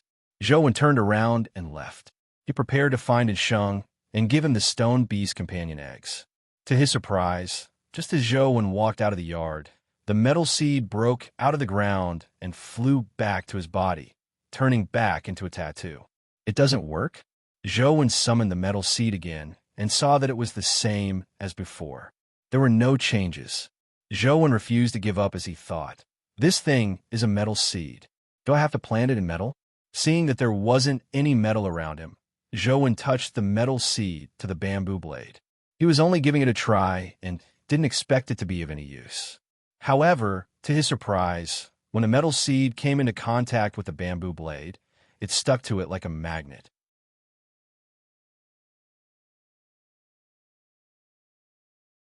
Chapter 1460. Zhou hurriedly retracted his hand, hoping to separate the metal seed from the bamboo blade. A precious weapon like the bamboo blade couldn't be used as fertilizer. However, it was already too late. The metal seed seeped into the scabbard like water, preventing Zhou from grabbing it. Don't! Zhou was too deep for tears. If the bamboo blade was really used as fertilizer, he wouldn't even have the heart to cry. After the metal seed fused with the bamboo blade, the grayish-white scabbard rapidly darkened in color. In the blink of an eye, the bamboo blade turned black. Zhou reached out to pull the bamboo blade out of the scabbard, but he realized that he couldn't. After the entire bamboo blade turned black, its color gradually faded. Not long after, it turned pure white again. What's going on now? Just as Zhou was feeling puzzled, the bamboo blade bounced out of his hand. The originally extremely hard bamboo scabbard that couldn't be bent at all was now twisting in the air like noodles. After twisting for a while, the bamboo blade bent into a circle and connected its head to tail, turning into a bamboo hoop. The bamboo hoop became smaller and smaller until it became the size of a ring as it floated in front of Zhou. Zhou extended his finger with a strange expression. The bamboo hoop automatically wrapped itself around his pinky finger. It was the finger he wore in the metal seed ring form. The bamboo blade has become fertilizer, just like that? Zhou attempted to retract the ring. Indeed, just like the metal seed from before, it returned to his body and turned into a tattoo. And the tattoo looked like a straight bamboo. Zhou hurriedly took out his phone to take a look. When he saw it, he immediately gaped. Metal bamboo blade, terror, evolvable, life providence, Jinx's master life soul, ominous wheel of destiny, holy blade terror form, murder blade strength, 99 speed, 99 constitution, 99 essence energy, 99 talent skill, metal evolution, sanguine calamity, Jinx's master, fusion companion form. Ring this. Zhou nearly spewed out a mouthful of blood. It would have been fine if the bamboo blade had really been absorbed as fertilizer, but this thing had actually fused with the metal seed and turned into a companion beast. What was even more terrifying was that this thing actually had a Jinx's master skill. It was fine if it had a Jinx's master skill, but its life providence was also Jinx's master. This was F*King double Jinx's master. It was even more ruthless than the fiend-armored Tiger Soul General. Taking a step back, ignoring the double Jinxes, this thing's life soul was ominous. No matter how he looked at it, it was an ominous omen. Furthermore, the terror manifestation of the saber didn't seem like a good one. Apart from the holy sword, which looked somewhat decent, this sword was simply a suicide weapon. Who would be tired of living? Bringing it along would definitely be the right choice. Although Zhou had already verified that Jinx's master didn't seem to be of much use against him, he still felt a little apprehensive looking at such a murderous blade. However, something like Jinx's master definitely couldn't be fused. Furthermore, Zhou was used to using bamboo blade, so he couldn't bear to destroy it. The metal seed made bamboo blade a companion beast, and the metal seed also advanced to the terror grade because of bamboo blade. This can be considered a mutual achievement, but these stats... Zhou felt a headache when he looked at the metal bamboo blade stats. However, what was done. It was too late to say anything now. All Zhou could do was silently put away bamboo blade. It was best not to use such an ominous saber normally. Who can withstand the fiend-armored Tiger Soul General and the metal bamboo blade? Zhou felt that unless necessary, it was best not to summon the two items at the same time. After putting away the metal bamboo blade, Zhou went to find Ensheng. Unfortunately, Ensheng wasn't in Overseer's office. Zhou asked a few elders in Overseer's office and learned that Ensheng had gone out to handle matters. He didn't know when he would return. Forget it. I'll wait for Sheng to return. Zhou wanted to give the stone beast companion egg to Tianzhua, but the thought of Tianzhua made him feel uncomfortable. It was impossible for him to find Tianzhua. Zhou returned to his yard and took out his phone again. He planned on finding an instance dungeon to browse. This dungeon wasn't something that could be found casually. Zhou's 4 stats had reached their limits. He had to break through to the Calamity grade to continue improving, so advancing to the Calamity grade was imminent. From the looks of it, the only way to advance to the Calamity grade was to rely on dimensional zones. Therefore, Zhou wanted to give it a try and see if he could find a way to advance to the Calamity grade in a dimensional zone. I've entered quite a number of dimensional zones, but I haven't seen anything that can allow the Terror grade to advance to the Calamity grade. Now, I can only try my luck and see if I can find any clues. After some thought, Zhou finally decided to head to the Mount Laojun dungeon. The reason he chose the Mount Laojun dungeon was because the Tao Sutra came from Mount Laojun. Perhaps the opportunity for the Tao Sutra to advance to the Calamity grade was in Mount Laojun. After activating the Mount Laojun dungeon, Zhou felt somewhat uneasy. It wasn't because he was afraid of death. Death in game was nothing. It was mainly because he had attempted to enter Mount Laojun's Golden Peak in the past, but the outcome wasn't good. Even though he had advanced to the Terror grade, he still felt that Mount Laojun wasn't a place where he could do whatever he wanted. If this Mount Laojun is really the place where Grand Supreme Elderly Lord lives in seclusion, I'm afraid even Apocalypse might not be able to gain an advantage. Zhou entered the dungeon and activated the heaven-opening scripture of the highest elder before walking to the Golden Peak. With the heaven-opening scripture of the highest elder, Zhou wasn't afraid of the taboo power pressure in the Golden Peak. He walked up the stairs and saw jade palaces everywhere. Auspicious clouds surrounded them as immortal cranes danced in the clouds. It was like a paradise on earth. Zhou didn't dare have any thoughts about those immortal cranes. He had come here when he was at the mythical stage and wanted to kill an immortal crane for fun. However, his outcome was naturally extremely tragic. Ever since then, Zhou had no intention of killing immortal cranes. Clouds lingered above Mount Laojun's Golden Peak as Zhou controlled the blood-colored avatar to walk between the pavilions. The heaven-opening scripture of the highest elder above his head emitted a mysterious glow as it converted the taboo power into essence energy and injected it into the blood-colored avatar's body. Just from the amount of essence energy, one could tell how terrifying the taboo in the Golden Peak was. If not for the protection of the heaven-opening scripture of the highest elder, Zhou would have long died. From the looks of it, mastering the Tao Sutra is a prerequisite to enter Mount Laojun's Golden Peak. However, I wonder if there's really Grand Supreme Elderly Lord on Mount Laojun, Zhou thought to himself. At that moment, the blood-colored avatar walked to a stone pavilion. Along the way, apart from the immortal cranes, he didn't see any other dimensional creatures. However, there was a dimensional creature in front of the stone pavilion.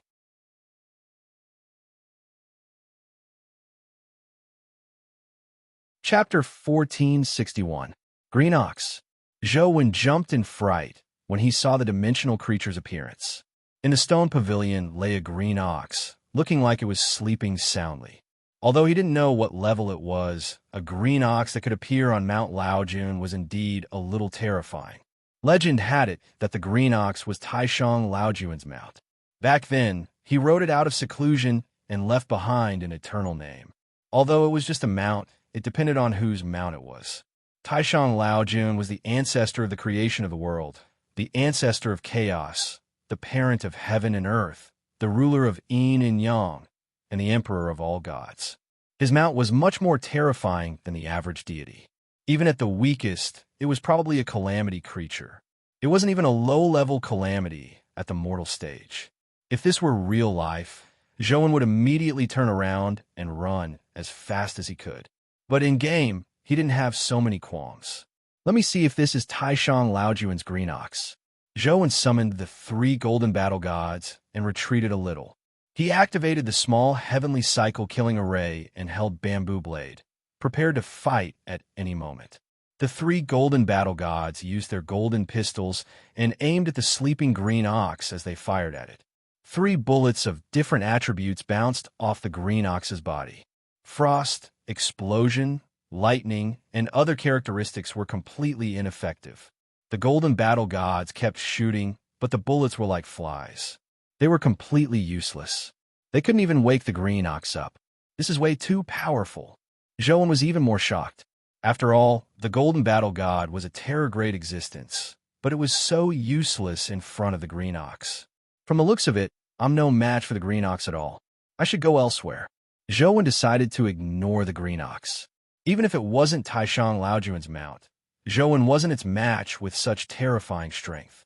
He controlled the blood-colored avatar to turn around and walk towards the stone steps on the other side. However, just as the blood-colored avatar turned around, Zhou heard a crack. A green figure that resembled a whip flashed past. Then, the blood-colored avatar was smashed into pieces as the game screen darkened. Holy sh*T. That green ox is so sinister. Only then did Zhou realize that the green ox had definitely woken up long ago, but it continued pretending to be asleep. It was waiting for Zhou to lower his guard and turn to leave before attacking. Although it was a sneak attack to be able to pierce through the minor heavenly cycle annihilation formation with a single strike, such strength was definitely not an ordinary calamity grade. No matter how strong you are, you must have a weakness. I don't believe I can't kill you. Zhou dripped his blood to revive and entered the Mount Laojun dungeon again. This time, Zhou rushed to the stone pavilion where the green ox was and summoned his companion beasts. At the same time, he attacked. He summoned Bamboo Blade and slashed out. This time, Zhou finally saw the green ox raise its head. It looked like an ordinary bull with a huge steel ring on its nose. Ha! With a flash, the companion beast and the blood-colored avatar were torn apart. Zhou finally saw how the green ox had attacked. It was the tail on its back. This fellow is a little too strong. Can't I even withstand a single tail? Zhou refused to believe it as he entered the dungeon again. He died again and again. It had been a long time since Zhou had died like this. He was helpless against the green ox's attacks. He tried countless times, but at most, he could dodge one tail. A second tail meant certain death. If he used teleportation, the ox's tail would strike him the moment he teleported out, killing him instantly. Even a minor heavenly cycle annihilation formation couldn't defend against it. The ox's tail could be long or short as it pleased. It was like a divine whip. If this really is that green bull, then the ring on its nose might be the Vajra bracelet of the Grand Supreme Old Lord. That thing is an invincible treasure. If I could get my hands on it, then I'll really be able to eat and drink well in the future. But how can I kill the green bull? Zhou tried again and again. Although he had the power of a disqualified that allowed him to spy on the green ox's weakness, the green ox's speed was just too fast. However, the azure ox's speed was too fast. Even if Zhou found an opportunity, he still couldn't dodge the whip of the ox's tail. All Zhou could do was patiently carry out various tests and exchange death for a better understanding of the green ox. It wasn't that Zhou didn't want to circle around the green ox, but that this fellow seemed to be guarding the path to the back. Zhou couldn't circle around it no matter what. As long as he passed by, he would be killed by the green ox even if he used teleportation. What's behind Mount Laojun? The more he couldn't pass, the more Zhou wanted to know what was behind. The premise was to deal with the green ox. Zhou stayed at home for a few days without leaving. Before he could figure out how to kill the green ox, the soul reflection mirror had already completed its evolution. Soul reflection mirror, calamity grade, evolvable, life providence, god of immortality, life soul, mirror, immortal wheel of destiny, soul reflection terraform, inverse mirror, S grade, calamity domain, mirror world, human grade, strength, 100 speed, 100 constitution, 100 essence energy, 100 talent skill, soul cleansing divine light, soul suppression divine light, soul annihilation divine light, soul illumination divine light. Companion form. Mirror. This companion B stats and abilities are really interesting. Zhou carefully studied the various skills of the soul reflection mirror and realized that this companion beast was indeed interesting. First of all, the soul reflection mirror couldn't kill any creature. The existence of the god of immortality, life providence, had already severed the possibility of it being a lethal weapon. Furthermore, the soul reflection mirror's skills didn't actually have the ability to kill. The four divine lights didn't have any lethality against the physical body, but their effects on the soul were very obvious. The soul cleansing divine light could wash away memories, and the soul suppressing divine light could suppress the soul, preventing the soul from controlling its body. This could achieve an effect similar to immobilization. The soul annihilation divine light was the most domineering. It could directly destroy the soul. Once the soul was destroyed, it was basically an empty shell. However, Zhou suspected that the soul annihilation divine light's ability would conflict with the god of immortality. The soul reflection divine light was the most special. This divine light didn't harm the soul, but it could pull the other party's soul into the soul reflection mirror. Of course, the strength of the four divine lights depended on the strength of the other party's soul and whether they had a soul-type companion beast to defend them. The terraform's inverse mirror ability could reflect the opponent's attacks. The mirror world domain was also a very special domain. It could turn everything nearby into a mirror, as though it was a mirror world. However, Zhou was still studying its specific effects. A calamity is a calamity. This ability is too sick.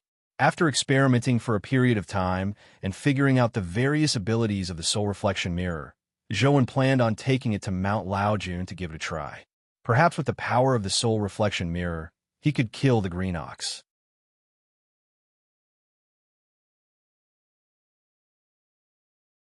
Chapter 1462. Before heading to Mount Laojun, Zhou made a trip to Venus. Although the Venus dimensional zone in reality had been blown up and half of it was gone, the Venus dimensional zone in-game still existed. Everything in the dungeon was intact. In reality, Zhou had used Li Mobai's God of Ghost Eyes to lock onto the Calamity Sniper's location.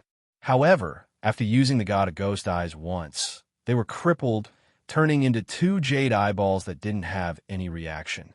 Zhou got Li Xian to return them to Li Mobai. Up to now, he still didn't understand why the Li family would help them so much. Although his relationship with Li Xian was indeed good, Li Mobai's many actions couldn't be explained by this relationship. Ignoring the fact that the God of Ghost Eyes was useless, even if they were still useful, Zhou couldn't bring them into the game. Therefore, he still couldn't kill the Calamity Sniper in-game. The Calamity Sniper had the ability to move through metal, and his body could fuse with the metal. It was very difficult for Zhou to catch him in the Venus dungeon. However, things were different with the Soul Reflection Mirror. Zhou believed that the Soul Reflection Mirror's ability could restrain the Calamity Sniper very well. However, he still needed to test it to know if his thoughts were correct. After entering the Venus dungeon, Zhou summoned the Soul Reflection Mirror and shot a white beam at the metal guard. It was true light speed, the standard speed of a Calamity grade. When the white light shone on the metal guard, it immediately revealed a confused look and didn't shoot at Zhou again. Unfortunately, the Soul Reflection Mirror can't kill. Zhou had no choice but to summon the Golden Battle God to finish off the metal guard. Groups of metal guards appeared as Zhou tried the effects of the Soul Suppression Divine Light. A black beam shot out from the mirror, and the metal guards that were illuminated immediately froze as they stood there motionless. However, once the soul suppression divine light was removed from their bodies, they would immediately regain their mobility. Zhou then tried the soul annihilation divine light. The moment the rainbow beam shot out, the metal guards that were illuminated by the beam suddenly fell to the ground as though they had lost their souls, never to get up again. The effects of the soul-suppressing divine light seemed to be much worse than the soul-annihilating divine light. Its abilities overlap, so there's no need for it to exist. I wonder if the soul-suppressing divine light has other uses, Zhou thought. Zhou used the soul illumination god to illuminate another metal guard. He originally imagined that he was only pulling the soul into the mirror, but to his surprise, the metal guard's entire body had been moved into the mirror. Zhou could see the metal guard spinning around in the mirror as though it had been struck by a ghost. Finding it very interesting, Zhou used the soul-illuminating divine light to suck the metal guards into the mirror.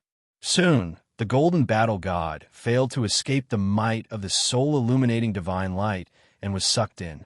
Looking at the golden war god and the metal guard running around in the mirror world, they looked like ants trapped in a circle. It was very interesting. Wait! Zhou looked at the golden battle god and metal guards spinning in the mirror world when a thought suddenly flashed through his mind. If I suck dimensional creatures in-game, can I release the dimensional creatures that I suck in reality?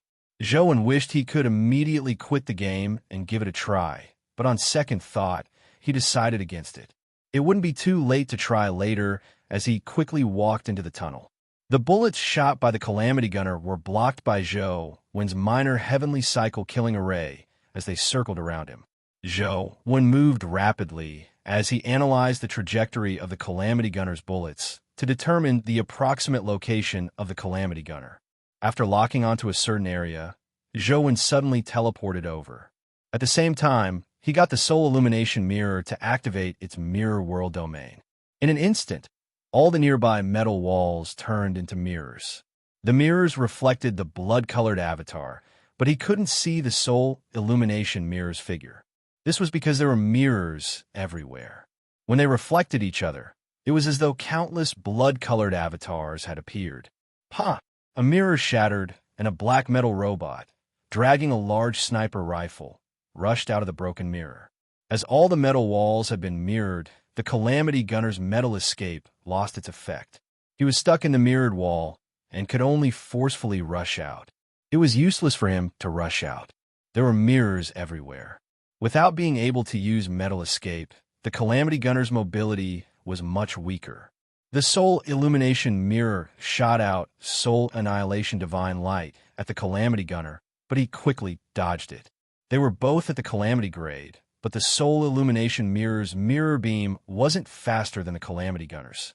Zhou was originally somewhat disappointed, believing that he had to rely on himself to kill the Calamity Gunner. To his surprise, he realized that the blood-colored avatar's Soul Illumination Mirror had vanished in the next second.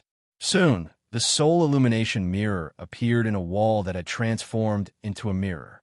It used Soul Annihilation Divine Light at the Calamity Gunner's back. The Calamity Gunner reacted very quickly as he quickly moved and dodged the Soul Annihilation Divine Light.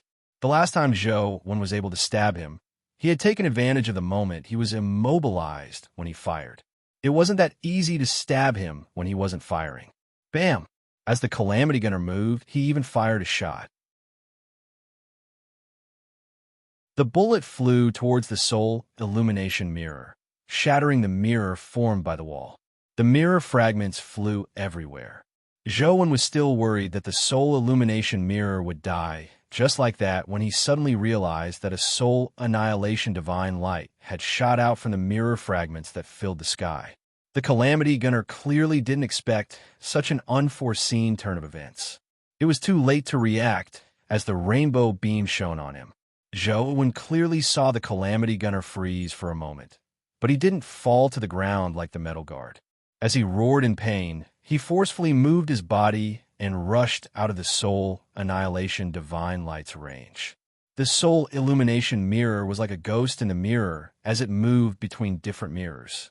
From time to time, it would shoot out soul annihilation divine light from different spots, catching one off guard.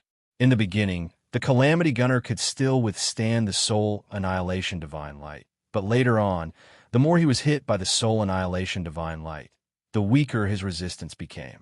He looked more and more sluggish. Finally, the Calamity Gunner no longer had the ability to dodge the soul annihilation divine light. Under its constant illumination, he finally collapsed to the ground. Zhou summoned Bamboo Blade and chopped off the Calamity Gunner's head. The Calamity Gunner's defense wasn't high, so it was much easier than killing Quinyu. With all his might, Immortal Slaying beheaded him. With the Calamity Gunner dead, Zhou wanted to see if he would drop a companion egg when he heard a boom. The Golden Palace's door opened.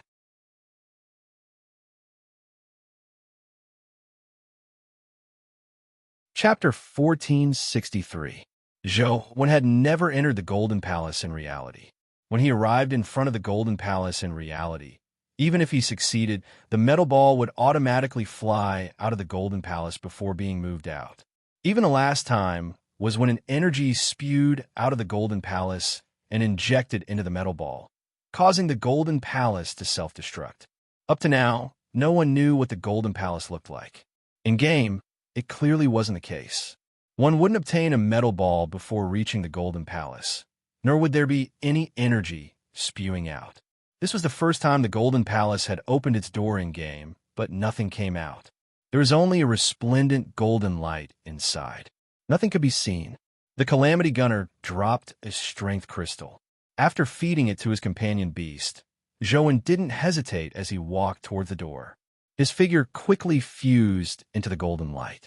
Zhou was already prepared for battle as he pushed the minor heavenly cycle killing array to its limits.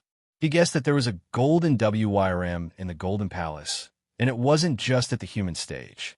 However, after seeing the situation in front of him, Zhou was taken aback.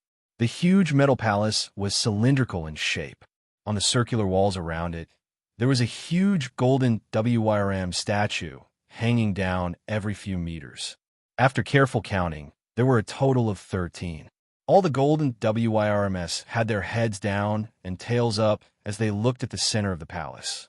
There was a strange-shaped metal artifact there. It looked like a tripod, but it didn't have a foot. Furthermore, it was wide at the top and narrow at the bottom.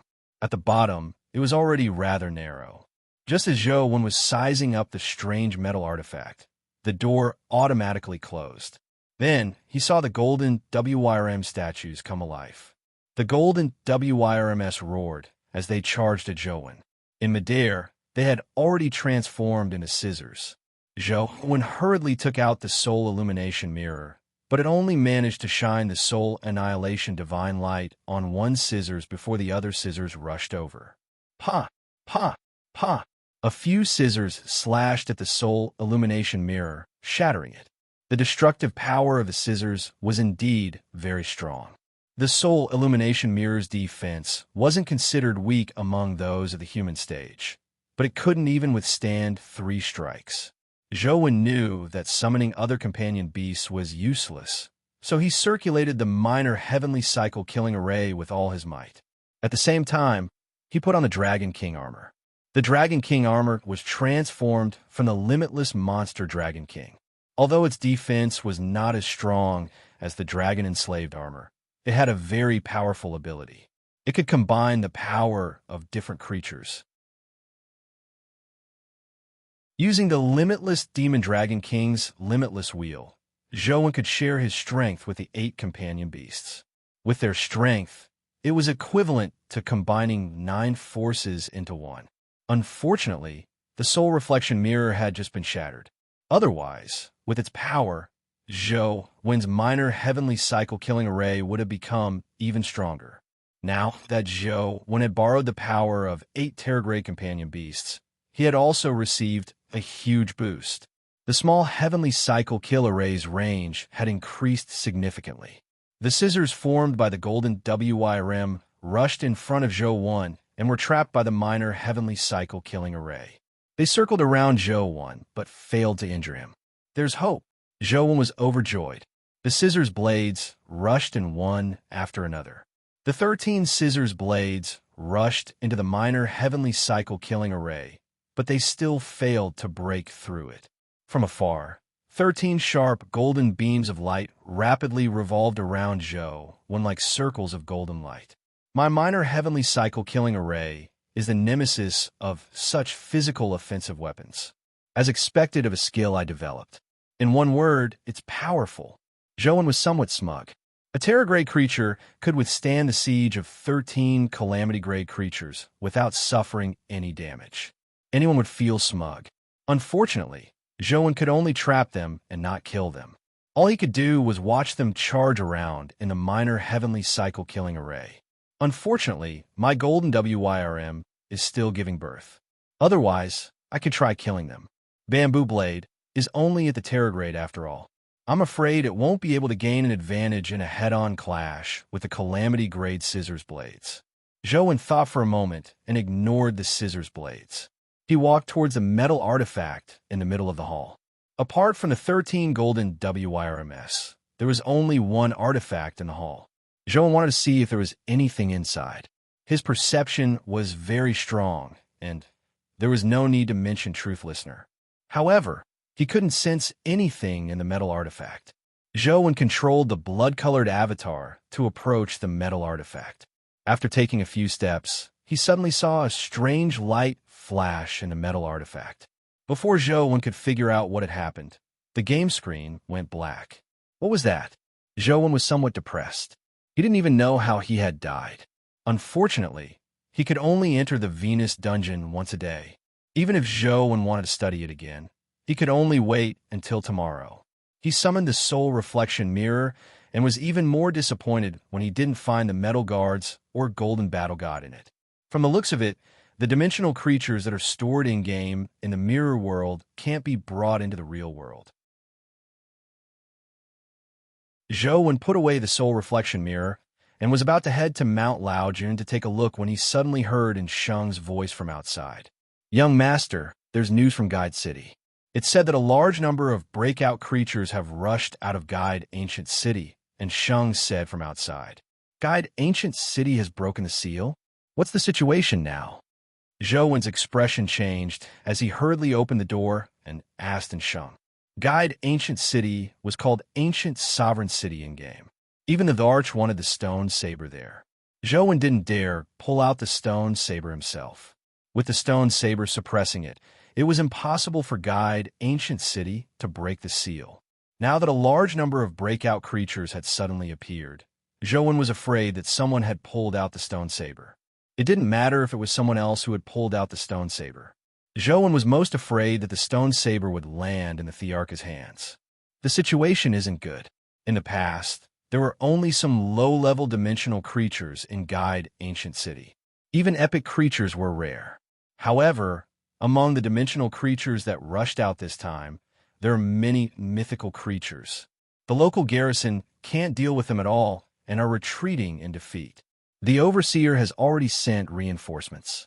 And Sheng explained the general situation. Sheng, help me tell Sislan that I can't have dinner with her tonight. I'll be returning to Guide City."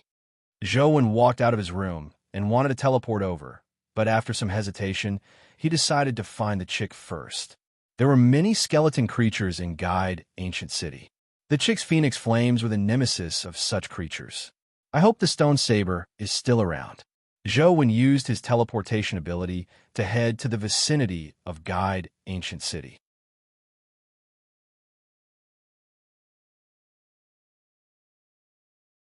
Chapter 1464. Zhou's long-distance teleportation still had a certain deviation. He was teleported to a spot about 15 kilometers away from Guide Ancient City.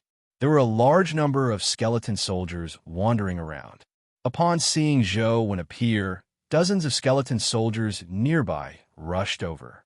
With a wave of his hand, Zhou killed all the nearby skeleton soldiers before quickly teleporting away. However, the direction he teleported in wasn't Guide Ancient City, but Guide High School, which he had previously studied at. For so many skeleton soldiers to appear here meant that Guide City's situation was probably terrible. Compared to the problem of the stone saber, he was more worried about Yu Chiobai's safety. After the former principal left, Yu Chiobai had always taken good care of him. If not for Yu Chiobai's introduction, he wouldn't have gotten to know Li Xian. Although Ouyang Lan would definitely let him enter Sunset College without teaming up with Li Xian, that wasn't what Zhou wanted. If he wanted to enter, he had to rely on himself. Otherwise, he would rather not go. According to what Zhou knew, Yu Chiobai lived in the school's staff dormitory. He had a wife, but he didn't have any children. If he hadn't moved out, Zhou would likely be able to find him once he returned to school. With Zhou speed, traveling 15 kilometers was a blink of an eye.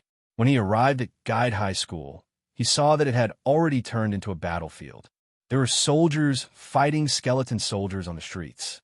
With the school as a base, the soldiers and the school's teachers were fighting waves of skeleton soldiers and skeleton generals. The surrounding streets were filled with a tidal wave of skeleton soldiers. There were quite a number of skeleton generals, and there were even some skeleton generals that emitted flames. They were all existences at the epic stage. The school's defense line was being pushed back and could collapse at any moment. Zhou saw Yu Chiobai at a glance. Yu Chiobai was only at the epic stage, but he was riding a goose and constantly shooting arrows in midair. He was engaged in a battle with a skeleton horse with a blood-colored cloak and blood-stained armor. Although it was a battle, Yu Chiobai was in fact holding back the general's attention, preventing him from charging towards the school. The general had already reached the mythical stage. This was only a high school, so none of the teachers or reinforcements in the school were his match. The great warrior raised his spear towards the sky, and a blood-colored flame tore through the air like a moon. Yu Chiobai desperately controlled the wild goose to dodge the attack of the blood-colored flame. Yu Chiobai's body was already riddled with injuries, and the goose beneath him was also injured. He was clearly having a hard time fighting. As he attracted the general's attention, he shouted, "Run! Run from the back door!" The students in the school retreated through the back door under the cover of the soldiers. However, although there were no mythical generals at the back door, there were groups of skeletons. Most of the soldiers and teachers were fighting in front, and only a small number of soldiers were there. They attacked a few times but failed to rush out. There were already many timid girls crying out, and many of the boys were on the verge of breaking down. The soldiers also knew that under such circumstances, it was only a matter of time before the defensive line was breached. If there were no reinforcements, it was estimated that no one would be able to escape alive. But now, Guide City was filled with skeletons. They needed reinforcements everywhere, so who could spare the strength to help them? Old Wu, lead team 2 to the back door and open up a path. Help the students charge out. Led them as far as possible to the administrative district in the east. Captain, we can't hold on any longer. If we leave, do we still want the defensive line? Old Wu, who was covered in blood, shouted as he fought. The defensive line will be breached sooner or later. When that happens, we will all die. We'll hold on for a while. Let them out. Every survivor counts. The captain had already used up all his essence gold bullets. He held his companion Beast's saber and slashed with all his might. If we leave, all of you will be dead. Old Wu refused to retreat. If you don't leave, all of us will be dead. Leave. That's an order. Take the students to the east. They should be able to hold on for a while longer. As long as we last until reinforcements arrive, a few of us will survive. I'm not leaving. If we die, we die together. It doesn't matter if we die sooner or later. Why are we waiting for reinforcements? Who else can reinforce us near Guide City? Old Wu continued fighting as he roared. The captain still wanted to say something, but he opened his blood-stained lips. In the end, he didn't say a word. The strongest military force in the vicinity was in Guide City. Now, even Guide City couldn't fend for themselves, so who could reinforce them? Unless the Luoyang army sent reinforcements, but Luoyang was too far from Guide City. There was no way they could last until the Luoyang army arrived. Captain, I heard that Guide City had a famous general, Zhang Sun. He defended the city without retreating. With no rations or reinforcements, he defended the city to the death. With thousands of soldiers, he repelled tens of thousands of rebel soldiers outside the city. He fought more than 400 bloody battles without being defeated, defending half of Great Tang. Although we aren't as capable as Zhang Sun to be able to die in battle like him on this land, even if we can't be considered heroes, we can still be considered to be following in the footsteps of a hero, right? Old Wu shouted as he fought. The captain said with a tragic smile, "If it were possible, I'd rather none of you be heroes. So what if we die? Who doesn't die? Brothers, we won't be lonely if we have companions on the road." As Old Wu spoke, he saw a defensive line break. A tidal wave of skeletons surged into the school. "We're doomed." When the soldiers, teachers, and students saw the skeleton army charge in like wolves and tigers, they knew that they had lost. Their eyes were filled with despair. Yu Qiubai let out a long sigh as he looked into the school. Not only were his students there, but his wife was also there. Suddenly, a strange buzzing sound sounded in the sky. It was as though countless bees were flapping their wings, but no one saw any bees. Pa! Pa! Pa! The horde of skeletons that had charged into the school were instantly shattered by an invisible force that descended from the sky. Large swaths of skeletons were instantly diced to pieces. It wasn't only limited to the school. The tidal wave of skeletons outside were also diced to pieces by the force that descended from the sky. Be it the lowest-level skeleton soldiers or the flaming skeleton combat generals, none of them could withstand a single strike. It was as though an invisible sword rain had enveloped the entire land, instantly destroying all the skeletons as though they were being cleansed of dust. What happened? Everyone watched in a daze as the tidal wave of skeletons was killed. Even the mythical skeleton general was unable to withstand the invisible force. Its body was diced to pieces by the invisible sword beams that descended from the sky. Everyone couldn't help but look up into the sky. They saw a figure standing in the sky. His clothes fluttered in the wind as his black hair fluttered in the wind. The invisible sword beams that cleansed the world like a storm came from him. Zhou Yu Qiubai couldn't help but be pleasantly surprised when he saw the figure. "Teacher, I'm late." All the skeletons within Zhou Wen's reach had been killed. The distant skeleton army had yet to rush over, so Zhou Wen came in front of Yu Qiubai and said in shame,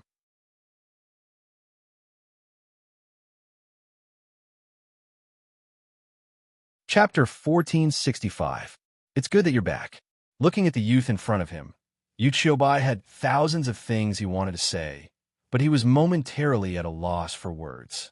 The youth who had gone through so much trouble to leave this place had finally returned. However, he was no longer the same as before.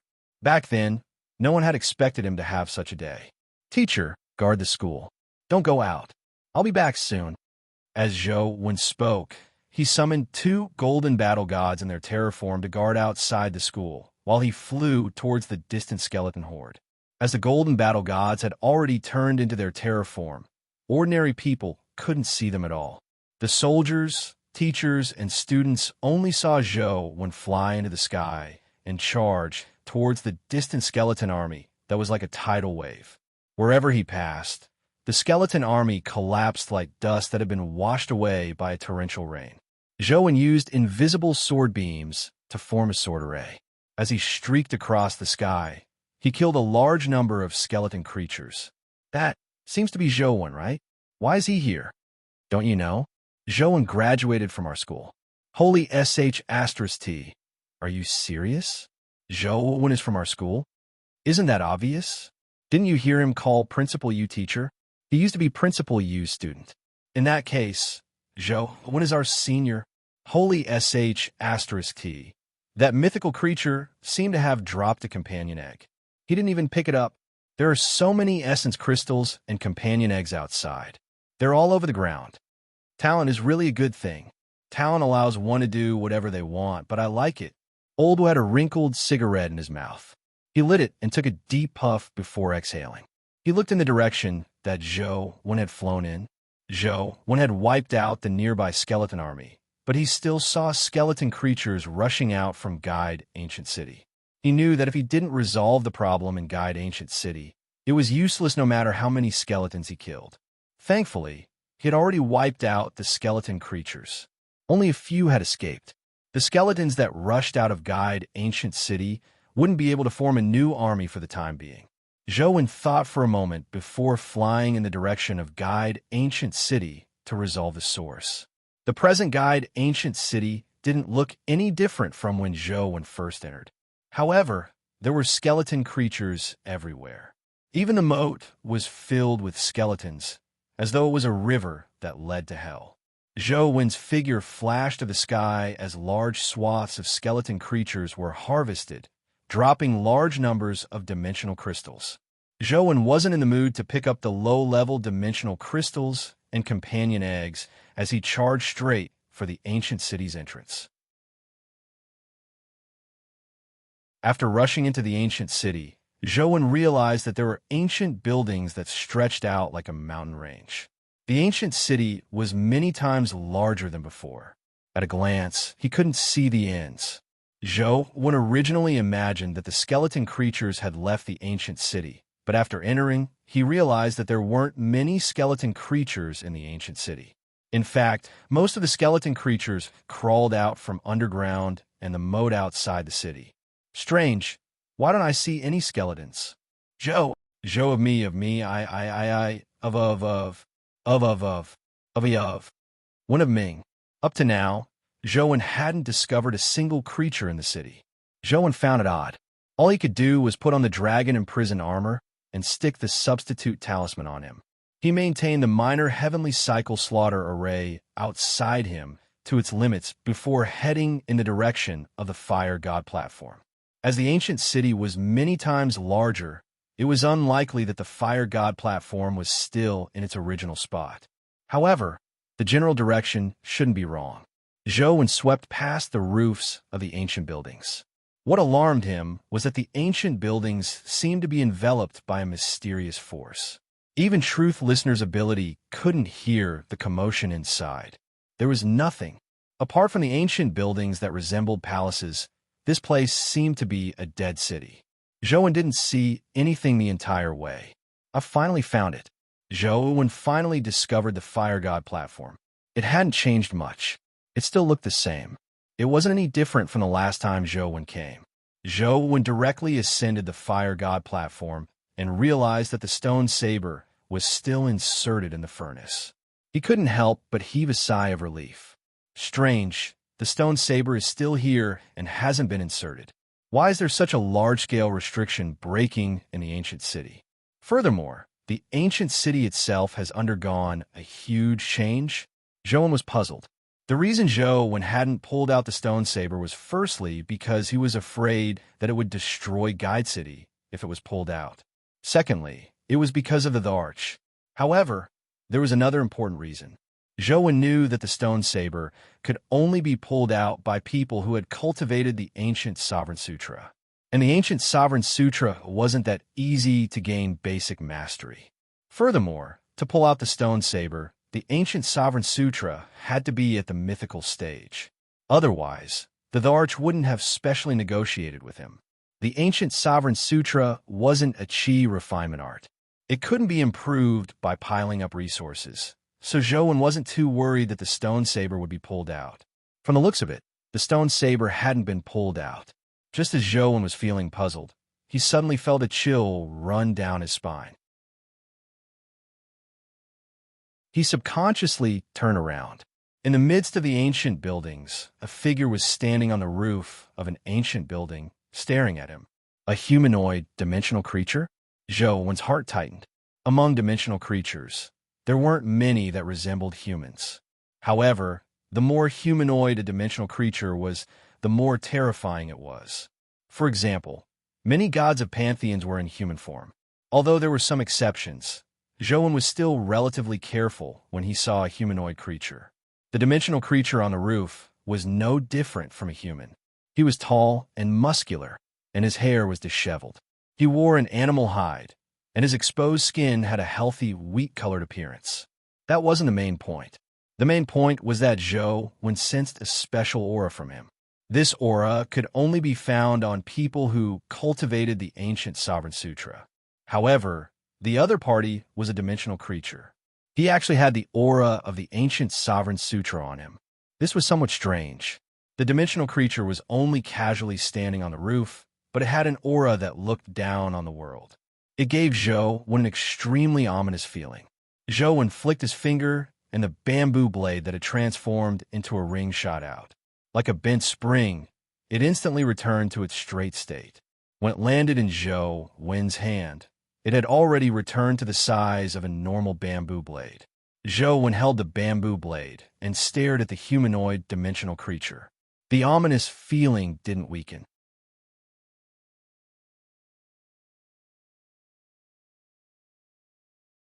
Chapter 1466. Zhou Wen also took out the immortal culling sword. He held the bamboo blade in one hand and the immortal culling sword in the other as he stared intently at the humanoid dimensional creature. The humanoid dimensional creature also stared at Zhou Wen as it exerted strength in its feet. Instantly, its figure turned blurry as it vanished from Zhou Wen's vision. Zhou Wen was alarmed. Without any hesitation, he used teleportation and headed for the ancient city's exit. The speed was so fast that he couldn't keep up with it.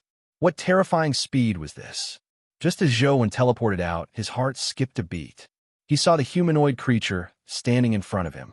Its nose was almost touching his nose as its black pupils met Zhou Wen's eyes. Its grayish-white hair fluttered in the wind.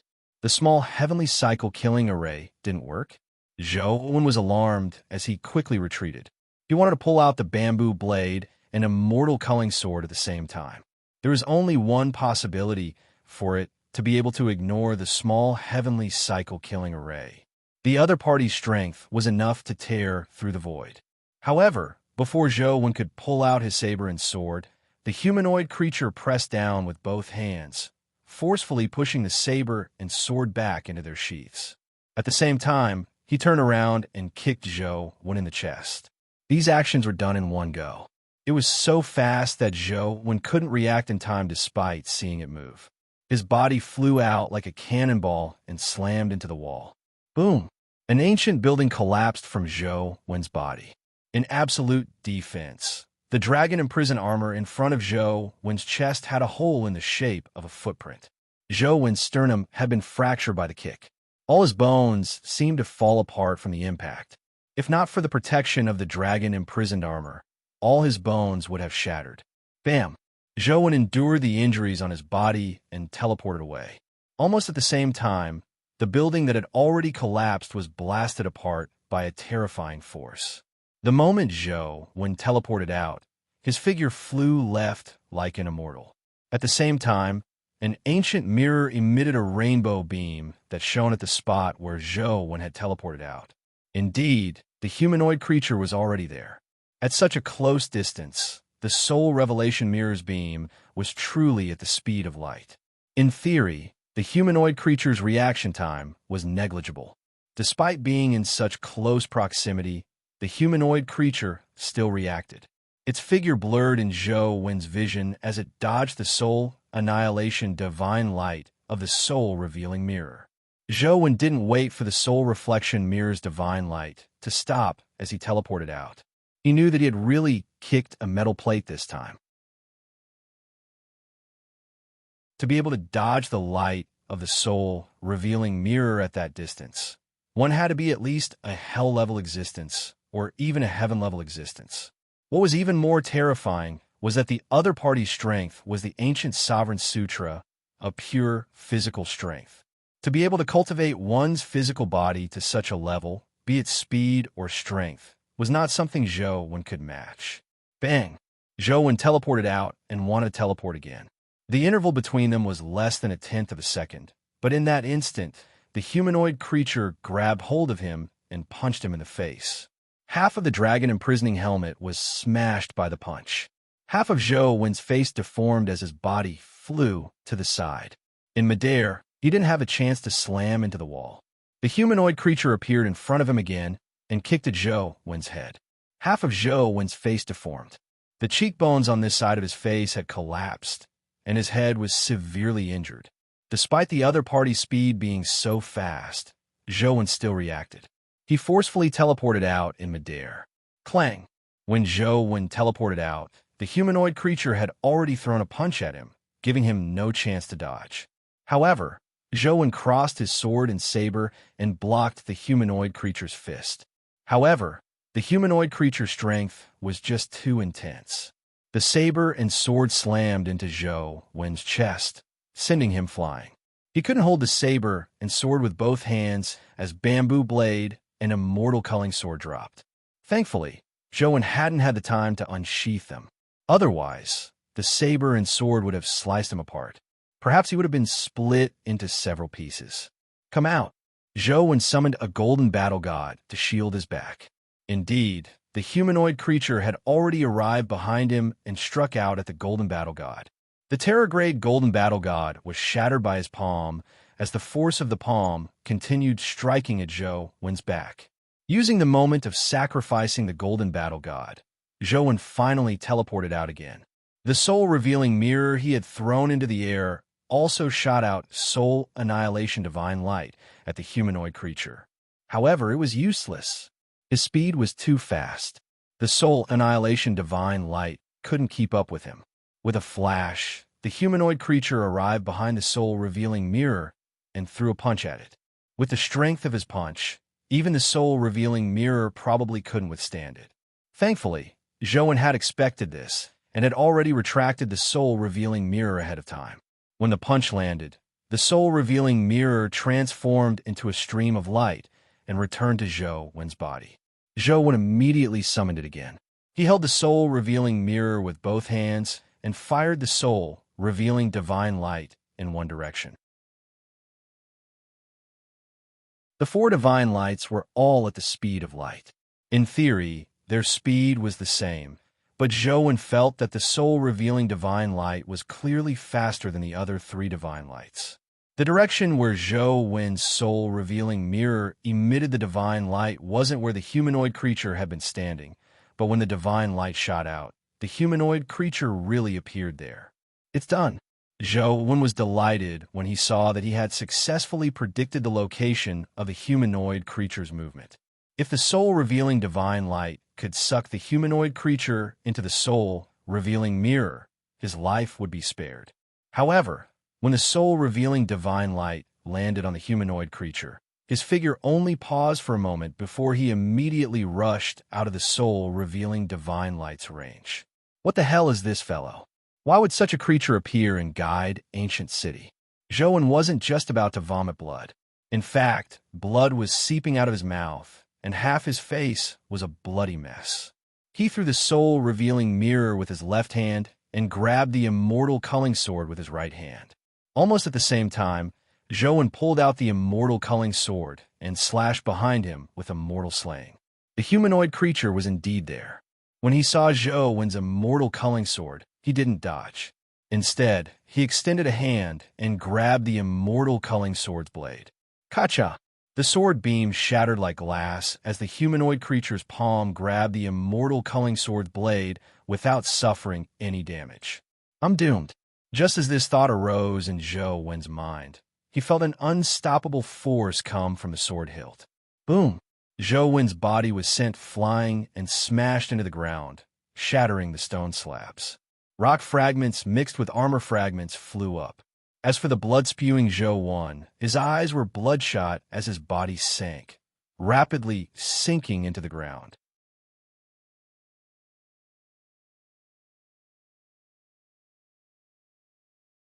Chapter 1467. As he was smashed into the ground, Zhou used the Chaos Egg to protect his body. This was his strongest defensive method. Inside the Chaos Egg, Zhou used the space-time theft and slashed out immortal slaying. Bam! The Chaos Egg bounced off the bottom and bounced up. At the same time the Chaos Egg bounced into the air, the power of immortal slaying under the effects of the space-time theft was released from its previous spot and slashed at the spot where the humanoid monster was standing. Even the soul reflection mirror's speed couldn't keep up with the humanoid monster, much less immortal slaying. The humanoid monster's body flashed. Not only did it dodge the power of immortal slaying, but it also appeared above the Chaos Egg. It clenched its fingers into a fist and punched the Chaos Egg. Bam! The chaos egg was severely deformed, almost turning into a cone. It slammed into the ground, creating a huge crater. The chaos egg wasn't smashed. It rebounded forcefully and bounced crazily in the ancient building.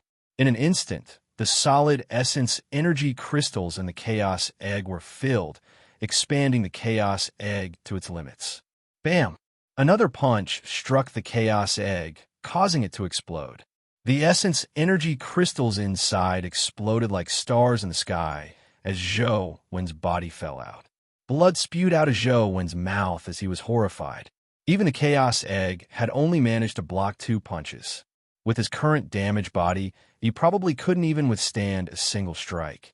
If he suffered another punch, even if it wasn't a vital point, he would probably be in a perilous situation. Sigh of the king. If you don't come out, I'll really die. From the looks of it, I can only use that move. Zhou Wen had already predicted the location where the humanoid monster would appear, but in his present state, he couldn't even dodge. Even if he managed to teleport out, he would probably be killed by the humanoid monster the moment he appeared. Instead of dying when the time came, he might as well risk it and use his final killer move. The humanoid monster arrived instantly, so fast that Zhou Wen couldn't see it clearly. Zhou Wen didn't bother looking as he summoned all his companion beasts. Truth Listener, come out. Zhou Wen's will shouted crazily, but Truth Listener remained unmoved in the earring form. It had no intention of coming out. Bam! Bam! In an instant, countless companion beasts were killed in front of the humanoid monster. Thankfully, when Zhou Wen summoned his companion beasts, he deliberately placed companion beasts like the golden battle god Halberd in front of him. The main combat pets like Banana Fairy and Demonic Neonate were summoned to the side. Zhou Wen didn't dare hesitate. He bent his legs and wanted to kneel down to force out the sigh of the king, which had been silent all this while. At this critical juncture, he couldn't care less. However, the humanoid monster was too fast. Just as Zhou Wen's knee bent a little, the humanoid monster's fist had already arrived in front of him. Oh no, it's too late. Zhou Wen was alarmed. Although Banana Fairy and the other companion beasts had already attacked the humanoid monster with all their might, Banana Fairy's terrifying Chaos Wind and Torch Dragon's bright Torch Vision World failed to injure him. To the humanoid monster, the chaotic wind was no different from a spring breeze. It could not even stop him for a moment. Just as the blurry fist was about to land on Zhou Wen's face, it suddenly stopped as though something had blocked it. However, there was nothing in front of Zhou Wen. Did the humanoid monster suddenly show benevolence? Or did he suddenly realize that I look like his long-lost father and can't bear to attack me? Zhou Wen saw the monster stop there with the fist hanging in front of him. He didn't continue forward as many thoughts flashed through his mind. Ring. As this thought flashed through Zhou Wen's mind, the attacks of Banana Fairy and the other companion beasts landed on the humanoid monster, but the attacks didn't have much effect. However, a series of strange bells sounded. The humanoid monster suddenly hugged its head as though it was in extreme pain. Zhou Wen was first taken aback before he was overjoyed. He looked up and saw Demonic Neonate holding the heaven-shrouding bell in her hand. She was rapidly shaking it, and the sound waves that emanated from the heaven-shrouding bell spread out like ripples, forming a strange spatial barrier. The 8 senses were unable to penetrate the barrier formed by the heaven-shrouding bell. Banana Fairy, Torch Dragon, Limitless Demon Dragon King, and company's attacks constantly struck the humanoid creature. He didn't dodge either. All he did was hug his head with both hands as his body constantly trembled. He didn't dodge or counterattack, but those attacks were useless against the humanoid monster. Even the soul-revealing mirror's soul annihilation godlight only made the humanoid monster let out a roar. It seemed to be in great pain, but it wasn't able to wipe out its soul. Little Neonate, well done. No matter how stupid Zhou Wen was, he could tell that the true power that affected the humanoid monster was the heaven-shrouding bell in Demonic Neonate's hand.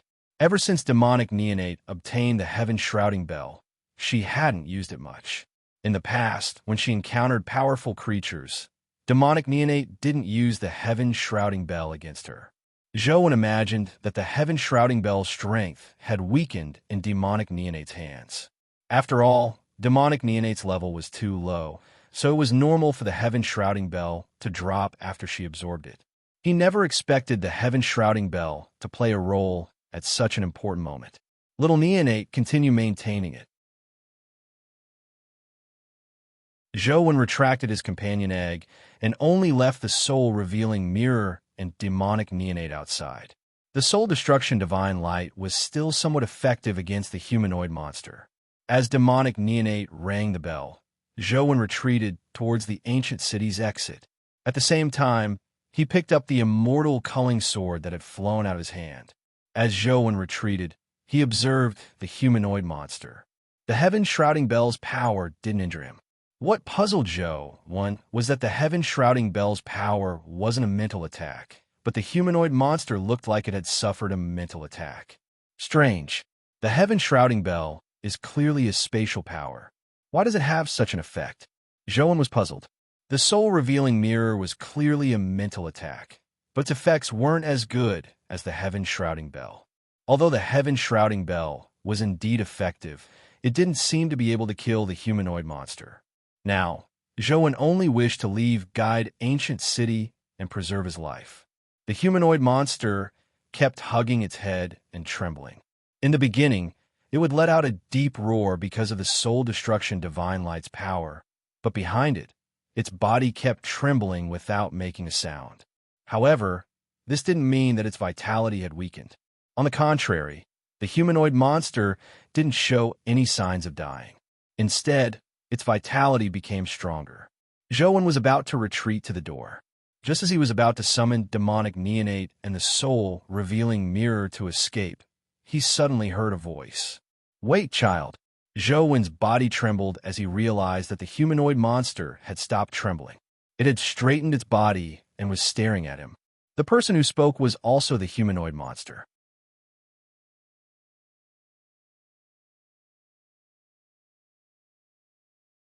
Chapter 1468. Child, don't be afraid. The current me won't hurt you. At least not now, the humanoid monster said faintly as it stood there without any intention of attacking Zhou. Zhou leaned against the door. Although he didn't immediately rush out, he was on high alert. He would immediately rush out if anything went wrong. "Who are you?" Zhou looked at the humanoid monster and asked. He could sense that the humanoid monster was somewhat different from before, but he couldn't tell what was different. "I'm no longer worthy of having a name." The humanoid monster sighed and said, "Child, I don't have much time. I have something to ask you. In this world, are humans still humans? If humans aren't humans, what else can they be?" Zhou asked with a frown. The humanoid monster seemed to understand something as it said in enlightenment. "Are there still humans with pure bloodlines in this world? Aren't I a human with a pure bloodline?" Seeing that the soul reflection mirror was useless against him, Zhou wanted to retract it. "Don't retract that mirror. With it around, I can have more time," the humanoid monster said quickly as it seemed to see through Zhou's thoughts. The heaven-shrouding bell in demonic neonate's heart was still shaking without any intention of stopping. Zhou was slightly taken aback as though he had understood something. He made the soul reflection mirror continue shooting the soul annihilation divine light at the humanoid monster. The humanoid monster sized up Zhou and shook its head. "No, you aren't a pure human. Although I can't sense if you have a dimensional bloodline, pure humans can't break through the limits of heavenly man. As for you, you have long surpassed the limits of heavenly man." "What's the limit of heavenly man? Are you referring to advancing to the mythical stage?" Zhou pondered. "Mythical stage? You can put it that way." The humanoid monster thought for a moment before nodding slightly. Then it asked, "Are there any pure-blooded humans in this world?" "Of course. Can you tell me who you are first?" Zhou asked again. "I no longer have the face to have a name." The humanoid monster was still unwilling to speak. He sighed and said, "As long as there are pure-blooded humans, there is still hope. Although the hope is slim, there is still a chance." After a pause, the humanoid monster said, "Child, I don't have much time left. You must remember every word I say. Although you're no longer a pure human, human blood still flows in your body. Remember what I said and tell every human. This concerns the fate of the entire human race. Speak. Zhou sized up the humanoid monster in puzzlement, guessing at its origins and how trustworthy its words were. First, humans must maintain a pure bloodline. No matter what the situation is, they must not fuse with dimensional bloodlines. Otherwise, the entire human race will be doomed. Zhou opened his mouth to say something, but he was interrupted by the humanoid monster. Then he continued, "Second, kill all the invading dimensional creatures. We can't let them control the land. Third, find a ship with this mark. There's a woman on that ship. Kill her," the humanoid monster said. He stretched out his finger and drew a pattern on the ground. Zhou nearly cried out when he saw the pattern. This was because the pattern drawn by the humanoid monster was a picture of an anchor and a woman's side profile. "The woman you want to kill is the woman in the pattern?" Zhou asked as he pointed at the woman's side profile drawn by the humanoid monster. "Yes." The humanoid monster nodded slightly. "These three things must be done. If any of them are not done, the entire human race might be destroyed." "Why do you have to do these three things?" "Who is that woman?" Zhou asked with a frown. "It can't be resolved in a few words. I don't have that much time. Next, I will demonstrate the Ancient Sovereign Sutra to you. This is the second half of the Ancient Sovereign Sutra. With this second half, pure humans will have a chance of breaking through the limits of heavenly man. Although it's still extremely slim, there's at least a chance." As the humanoid monster spoke, the power of the Ancient Sovereign Sutra bloomed from its body. One could clearly sense the primordial energy circulating in its body. Everything in the world has its specialties. Tigers have claws and teeth, birds have wings, and fish have scales and gills. However, humans have no specialties. They don't have sharp claws and teeth, wings that allow them to fly, nor do they have the ability to secrete poison.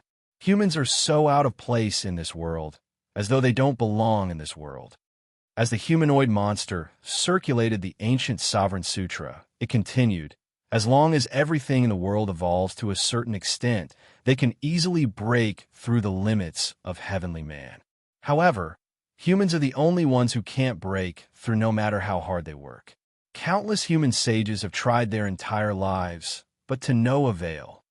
There was once a human sovereign who gained enlightenment and said that the earth is the cage of humans. Humans are trapped here and suffer all sorts of hardships. They will never be able to transcend. They're just prisoners."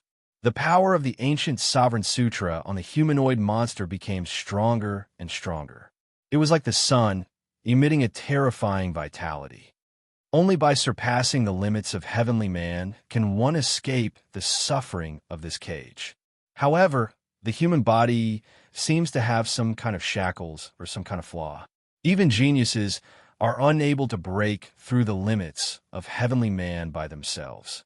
When a humanoid monster said that, it became spirited. "I used my body to transform into a demon and broke through the limits of heavenly man. Although this body was crippled and I recovered my human body, I also figured out a method to help my people break through the shackles. I completed the Ancient Sovereign Sutra and obtained a sliver of hope for us humans. You have to remember this technique and spread it to the world. As long as a pure human advances to the mythical stage, he will be the hope of us humans. That. Can I interrupt?" Zhou said with a strange expression. "Don't say anything else. Listen to my sutra and sense my realm. Although you can no longer cultivate the Ancient Sovereign Sutra, you will definitely be famous throughout the ages as a preacher of humanity in the future." The humanoid monster followed up by demonstrating the Ancient Sovereign Sutra and reciting its sutras. Zhou wanted to tell the humanoid monster that he was a pure-blooded human, but he couldn't interrupt at all. The humanoid monster's strength was unimaginably terrifying. The Ancient Sovereign Sutra he performed had a heaven-defying dominance. Zhou could even sense the scene of the battle in blood and fire, as well as the destruction of the world. The Ancient Sovereign Sutra he recited was something that wasn't on the monument. However, after listening for a while, Zhou realized that the supplemental portion of the Ancient Sovereign Sutra was clearly different from what he had figured out himself. The ancient Sovereign Sutra only had the portion after the mythical stage. Therefore, Zhou Wen's ancient Sovereign Sutra was the path he had taken, and the other party had also taken the same path. The paths they took were completely different. They clearly used the same essence energy art as a foundation, but they developed in two completely different directions.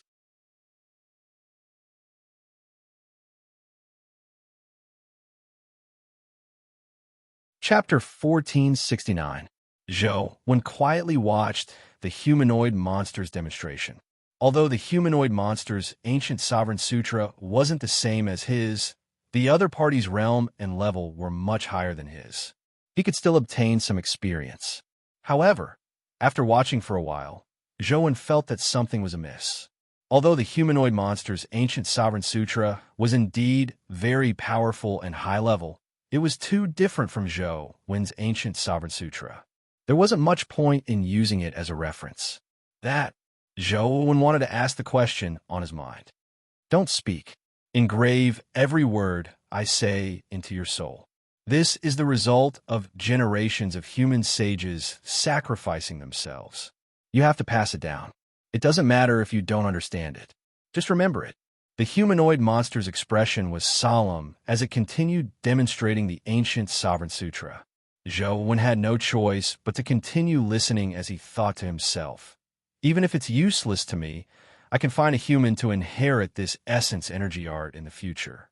Towards the end of the ancient Sovereign Sutra's demonstration, the humanoid creature's aura was so strong that it nearly tore through the sky. Thankfully, this was a dimensional zone. If it were outside, it would probably cause a tremor that spanned thousands of kilometers. However, Zhou Wen vaguely felt that with the ancient Sovereign Sutra's demonstration, the humanoid creature's aura gradually began to turn amiss. If it was pure ancient sovereign aura in the beginning, it was almost impossible to tell if he was a human or a dimensional creature. Later on, the dimensional creature aura on his body became more and more obvious. Finally, after the ancient Sovereign Sutra demonstration was over, the humanoid creature stopped. However, the aura on his body continued surging like a raging wave. Have you memorized it? There's not much time left. If there's anything you can't remember, quickly ask. The humanoid creature seemed to be enduring some kind of pain as his voice trembled. I've memorized it, but I have an important question to ask. As Zhou Wen spoke, he switched his essence energy art to the ancient Sovereign Sutra to prevent the humanoid creature from interrupting him again. The sun-like ancient sovereign appeared in front of Zhou Wen and asked, I've also cultivated the ancient Sovereign Sutra on the stone monument, but the path I took later on was somewhat different from what you just demonstrated. It was even the complete opposite. Can you tell me why? When the humanoid monster heard the first half of the sentence, it wanted to interrupt him and tell him everything that needed to be said as soon as possible. However, when he saw the human emperor projection that Zhou Wen had summoned, his eyes widened as he lost control of his emotions and cried out, How is this possible? You raised the ancient Sovereign Sutra to the terror grade. But I can't sense any dimensional energy from you. This is impossible. This was because Zhou Wen's ancient Sovereign Sutra was actually a simulation in the beginning. As long as he didn't switch to the ancient Sovereign Sutra, he wouldn't have the aura of the ancient Sovereign Sutra. Although the humanoid monster had cultivated the ancient Sovereign Sutra to an extremely high realm, it was unable to sense it. When he suddenly saw Zhou Wen summon Human Emperor Shadow, he couldn't believe it. Yes, it hasn't been long since my ancient Sovereign Sutra advanced to the terror grade, but my ancient Sovereign Sutra has a problem. Any injury inflicted by the ancient Sovereign Sutra's power will rapidly heal. Even an ant can't be killed. Is there any way to resolve this problem? Zhou Wen had always been depressed about this characteristic of the ancient Sovereign Sutra. The ancient Sovereign Sutra augmented his strength greatly, but it was useless if he couldn't kill. The humanoid monster looked at Zhou Wen with a complicated gaze. He was clearly a monster, but now he looked like he was looking at a monster. Are humans nowadays all like you? How many people have mastered the ancient Sovereign Sutra? How many have relied on the ancient Sovereign Sutra to break through the limits of the heavenly man? The humanoid monster asked with a complicated expression. I've never heard of it. Perhaps there might be, but I don't know. Zhou wasn't sure if there were others who had cultivated the ancient Sovereign Sutra. After all, the stone monument was placed there. Anyone could come and take a look. Who knew? Someone might have mastered it. In other words, your ancient Sovereign Sutra was completely self-comprehended. No one guided you? The humanoid monster asked again.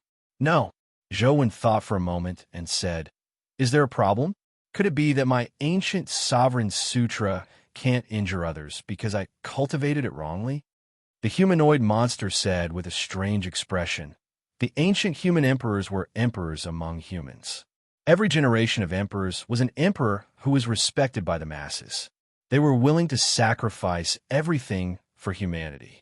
Every generation of emperors had the determination to sacrifice themselves to achieve righteousness. What they wanted was never to kill, but to let humanity live on. With that said, the humanoid monster sighed. However, this path can't be taken. Even human emperors like Swirenshi and Shino, who bet everything for humanity, were unable to break through the limits of the heavenly man. In the end, they had no choice but to sacrifice themselves to become demons and seek other paths. Only then did I cultivate the ancient Sovereign Sutra. The humanoid monster looked deeply at Zhou and human emperor before sighing.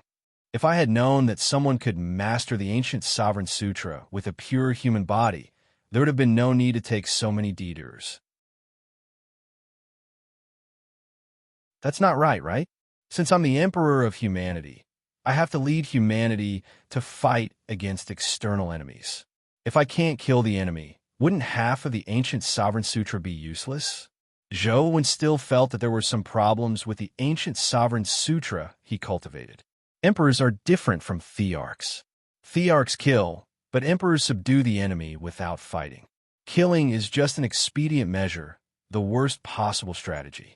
If I can really tame my opponent and use him for myself, wouldn't that be twice the result with half the effort? Rearing livestock and planting food are all ways to turn enemies into friends. It's many times better than that person who only knows how to kill. How can they be compared?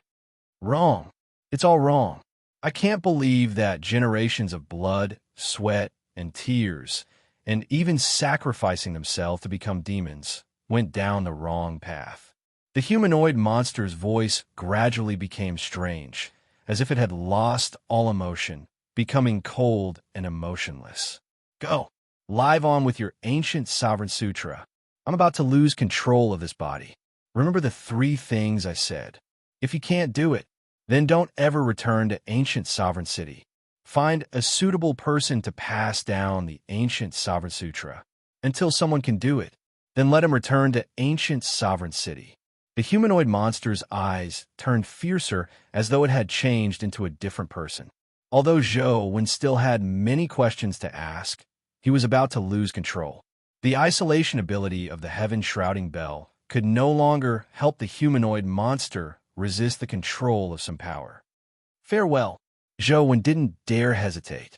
He wasn't the humanoid monster's match, so all he could do was flee. At the instant Zhou retracted demonic neonate and the soul reflection mirror, the humanoid monster had completely lost control. Its body vanished violently. Thankfully, Zhou had already used the spatial theft kill to teleport. As he retracted his companion beasts, he had already rushed out of Guide City.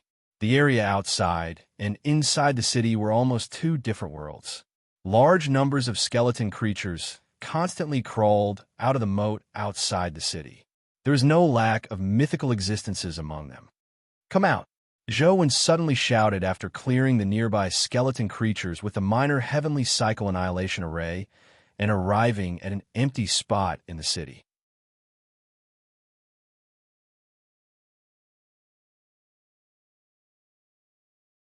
Chapter 1470. Zhou waited for a while, but when he didn't see anyone come out, he said, Tian, I know you're here. Come out. After a while, he saw Tian walk out a nearby tree. Her head was lowered, and her eyes were evasive like a child who had done something wrong. You were the one who helped me block that punch, right? When Zhou saw that Tian was indeed here, he immediately realized that his previous guess was right. Before demonic neonate rang the heaven-shrouding bell, and before Zhou, one could kneel down, the humanoid monster's fist suddenly stopped. It was definitely not a coincidence. After some thought, Zhou realized that Tian Tian was the most likely candidate. I didn't mean to save you. It was just a coincidence. Yes, it was a coincidence.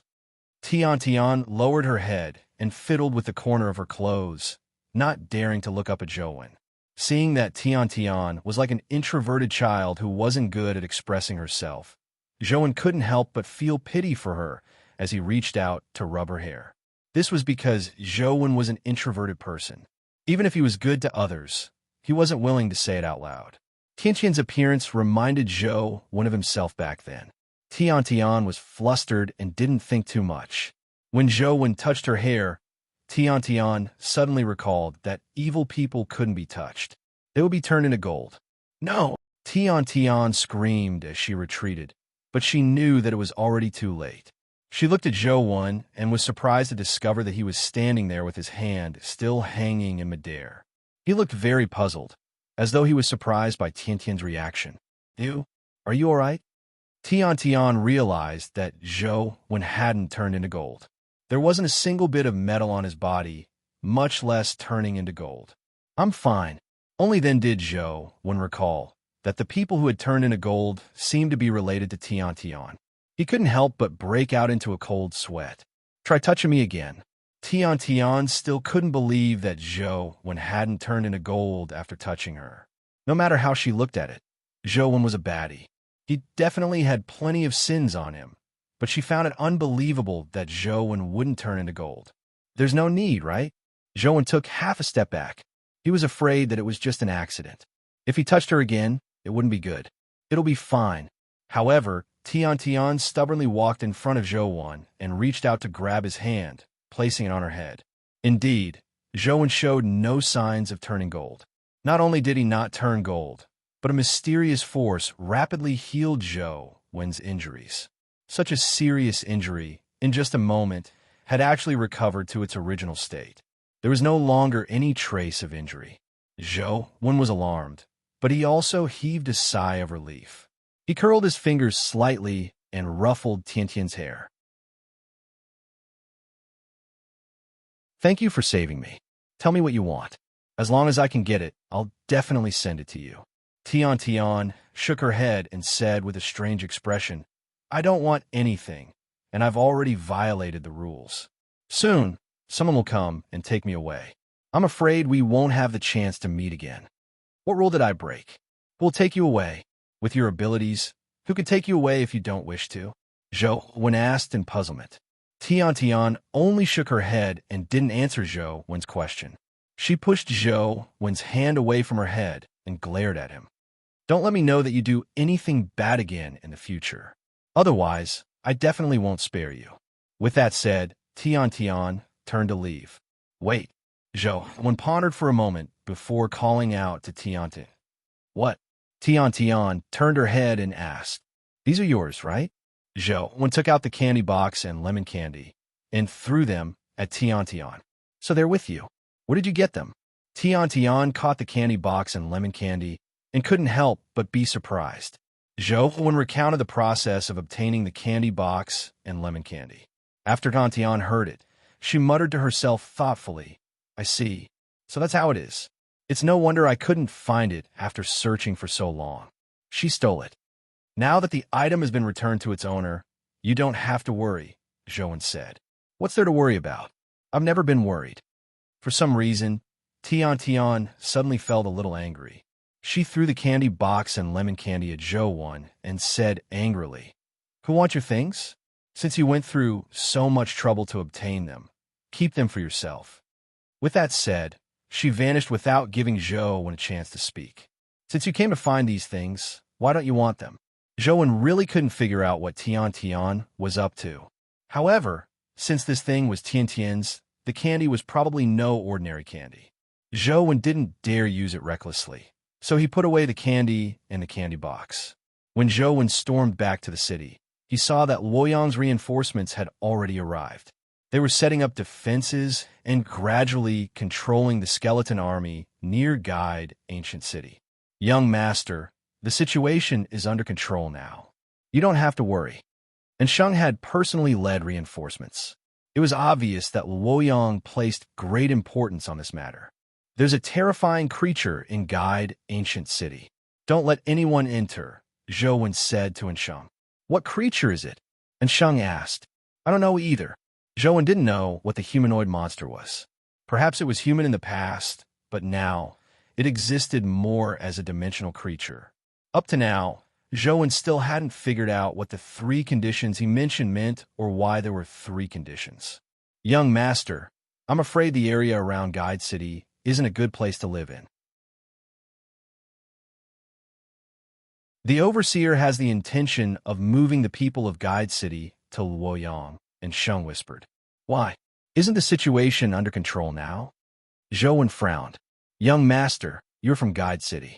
You should know how many terrifying legends there are in this place. Guide Ancient City is just the beginning.